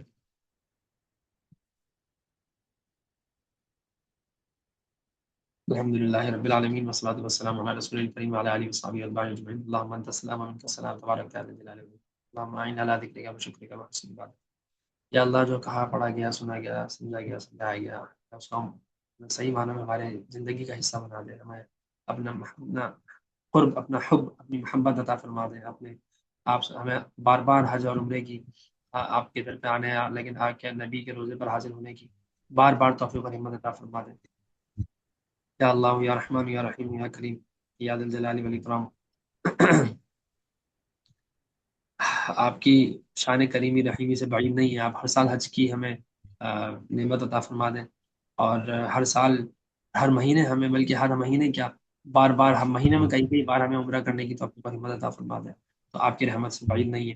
یا اللہ، آپ ہمیں وہیں جینا مرنا، وہاں جنت البقیع میں ہماری قبر ہو، ہم وہیں دفن ہو، اور ہمارا جینا مرنا مکہ مدینہ میں ہو، لیکن تیرے راستے میں ہو، جہاد میں شہادت کی موت ہو، اور تیرے نبی کا شہر ہو. تو یہ دعا قبول فرمانے میں آپ کو کوئی رکاوٹ نہیں ہے. آپ اس کو قبول فرما دیں. ہمیں شہادت کی موت آپ اپنے حبیب صلی اللہ علیہ وسلم کے شہر میں عطا فرما، اور وہیں ہمارا حشر ہو، یعنی کہ وہیں ہماری موت ہو، جہاں تیرے صحابہ، تیرے نبی کے صحابہ جہاں پہ دفن ہے، اللہ ہمیں بھی وہاں پہ دفن ہونا نصیب فرما. ایک روایت میں آتا ہے، آپ صلی اللہ علیہ وسلم نے فرمایا، اللہ تیرے حبیب نے فرمایا کہ جس کے اندر یہ استطاعت ہو کہ وہ مدینہ میں مرے، تو اس کو چاہیے کہ وہ مدینہ میں ہی مرے. یا اللہ، ہم استطاعت تو پتہ نہیں ہے کہ نہیں ہے، لیکن اس کا مطلب یہ ہے کہ مدینہ میں مرنا تعریف کی قابل چیز ہے. تو ہمیں مدینہ کی موت عطا فرما. ربنا تقبل منا انک انت السمیع العلیم. اللہ ہمیں دین کی صحیح سمجھ عطا فرما. پتہ نہیں کہاں سے کیا کیا سمجھتے ہیں، کیا کیا کرتے ہیں. اللہ ہمیں دین کی صحیح سمجھ عطا فرما. جو سمجھ عطا فرما دی ہے وہ تیرا شکر، تیرا احسان، تیرا کرم، تیرا فضل، تیری نعمت ہے. اس کی قدردانی کی توفیق اور ہمت عطا فرما. ہمارے وقت کو قیمتی بنانے کی ہمیں توفیق اور ہمت عطا فرما. جو ہم کمی کوتاہیاں ہم سے ہوتی رہتی ہیں، ہو جاتی ہیں، یا اللہ ان کمی کوتاہیوں کو معاف فرما. ہمیں ہم کسی کو اس کا مورد الزام نہیں ٹھہراتے کہ فلاں کی غلطی، فلاں کی غلطی. جو غلطیاں ہیں وہ اللہ شیطان اور نفس کی طرف سے ہی ہے. ہماری میری اپنی غلطیاں ہیں، تو یا اللہ مجھے اپنی غلطیوں کو سدھارنے کی توفیق اور ہمت عطا فرما. خود دین کو صحیح طریقے سے علماء کی رہنمائی میں، جو بڑے علماء ہیں، اکابر ہیں، جو تیرے واقعتاً تیرے دین کو سمجھنے والے علماء ہیں، جو تیرے نزدیک واقع عالم ہیں، ان کے زیر سایہ، ان کی زیر سرپرستی ہمیں قرآن و حدیث سے نور لینے کی توفیق اور ہمت عطا فرما. جو کچھ کمی کوتاہی ہوتی رہتی ہے، اللہ ان سب کو معاف فرما. ہماری کمیوں کو، گناہوں کو، سیئات کو بھی حسنات سے، خوبیوں سے مبدل فرما. اور جتنی بھی جو بھی ہماری زندگی ہے پوری جو باقی ہے، اللہ اس میں پوری سنت کے مطابق گزارنے کی توفیق اور ہمت عطا فرما. ہمیں قرآن سے اور آپ صلی اللہ علیہ وسلم سے وہ محبت، وہ تعلق، وہ عشق عطا فرما جو آپ چاہتے ہیں کہ ہو. اور وہ ہمارے لیے کافی ہے، ہمیں اور کچھ کہیں جانے آنے کی ضرورت نہیں ہے. ربنا تقبل منا انک انت السمیع العلیم. اللہ، آپ صلی اللہ علیہ وسلم نے جتنی خیریں مانگی وہ سب عطا فرما. جن شروع سے پناہ مانگی وہ ساری، ان سب سے پناہ عطا فرما. آپ کے علم میں جو شروع ہے ان سب سے پناہ عطا فرما. علم میں جو خیریں ہیں وہ ساری کی ساری خیریں ہمیں عطا فرما. ربنا تقبل منا انك انت السميع العليم وتب علينا انك انت التواب الرحيم. الله خير حافظا وهو ارحم الراحمين. ما شاء الله لا قوة الا بالله. سبحان ربك رب العزة عما يصفون، وسلام على المرسلين، والحمد لله رب العالمين. وصلى الله تعالى على خير خلقه محمد وعلى آله وأصحابه وأتباعه أجمعين. آمين بحرمة سيد المرسلين برحمتك. السلام علیکم.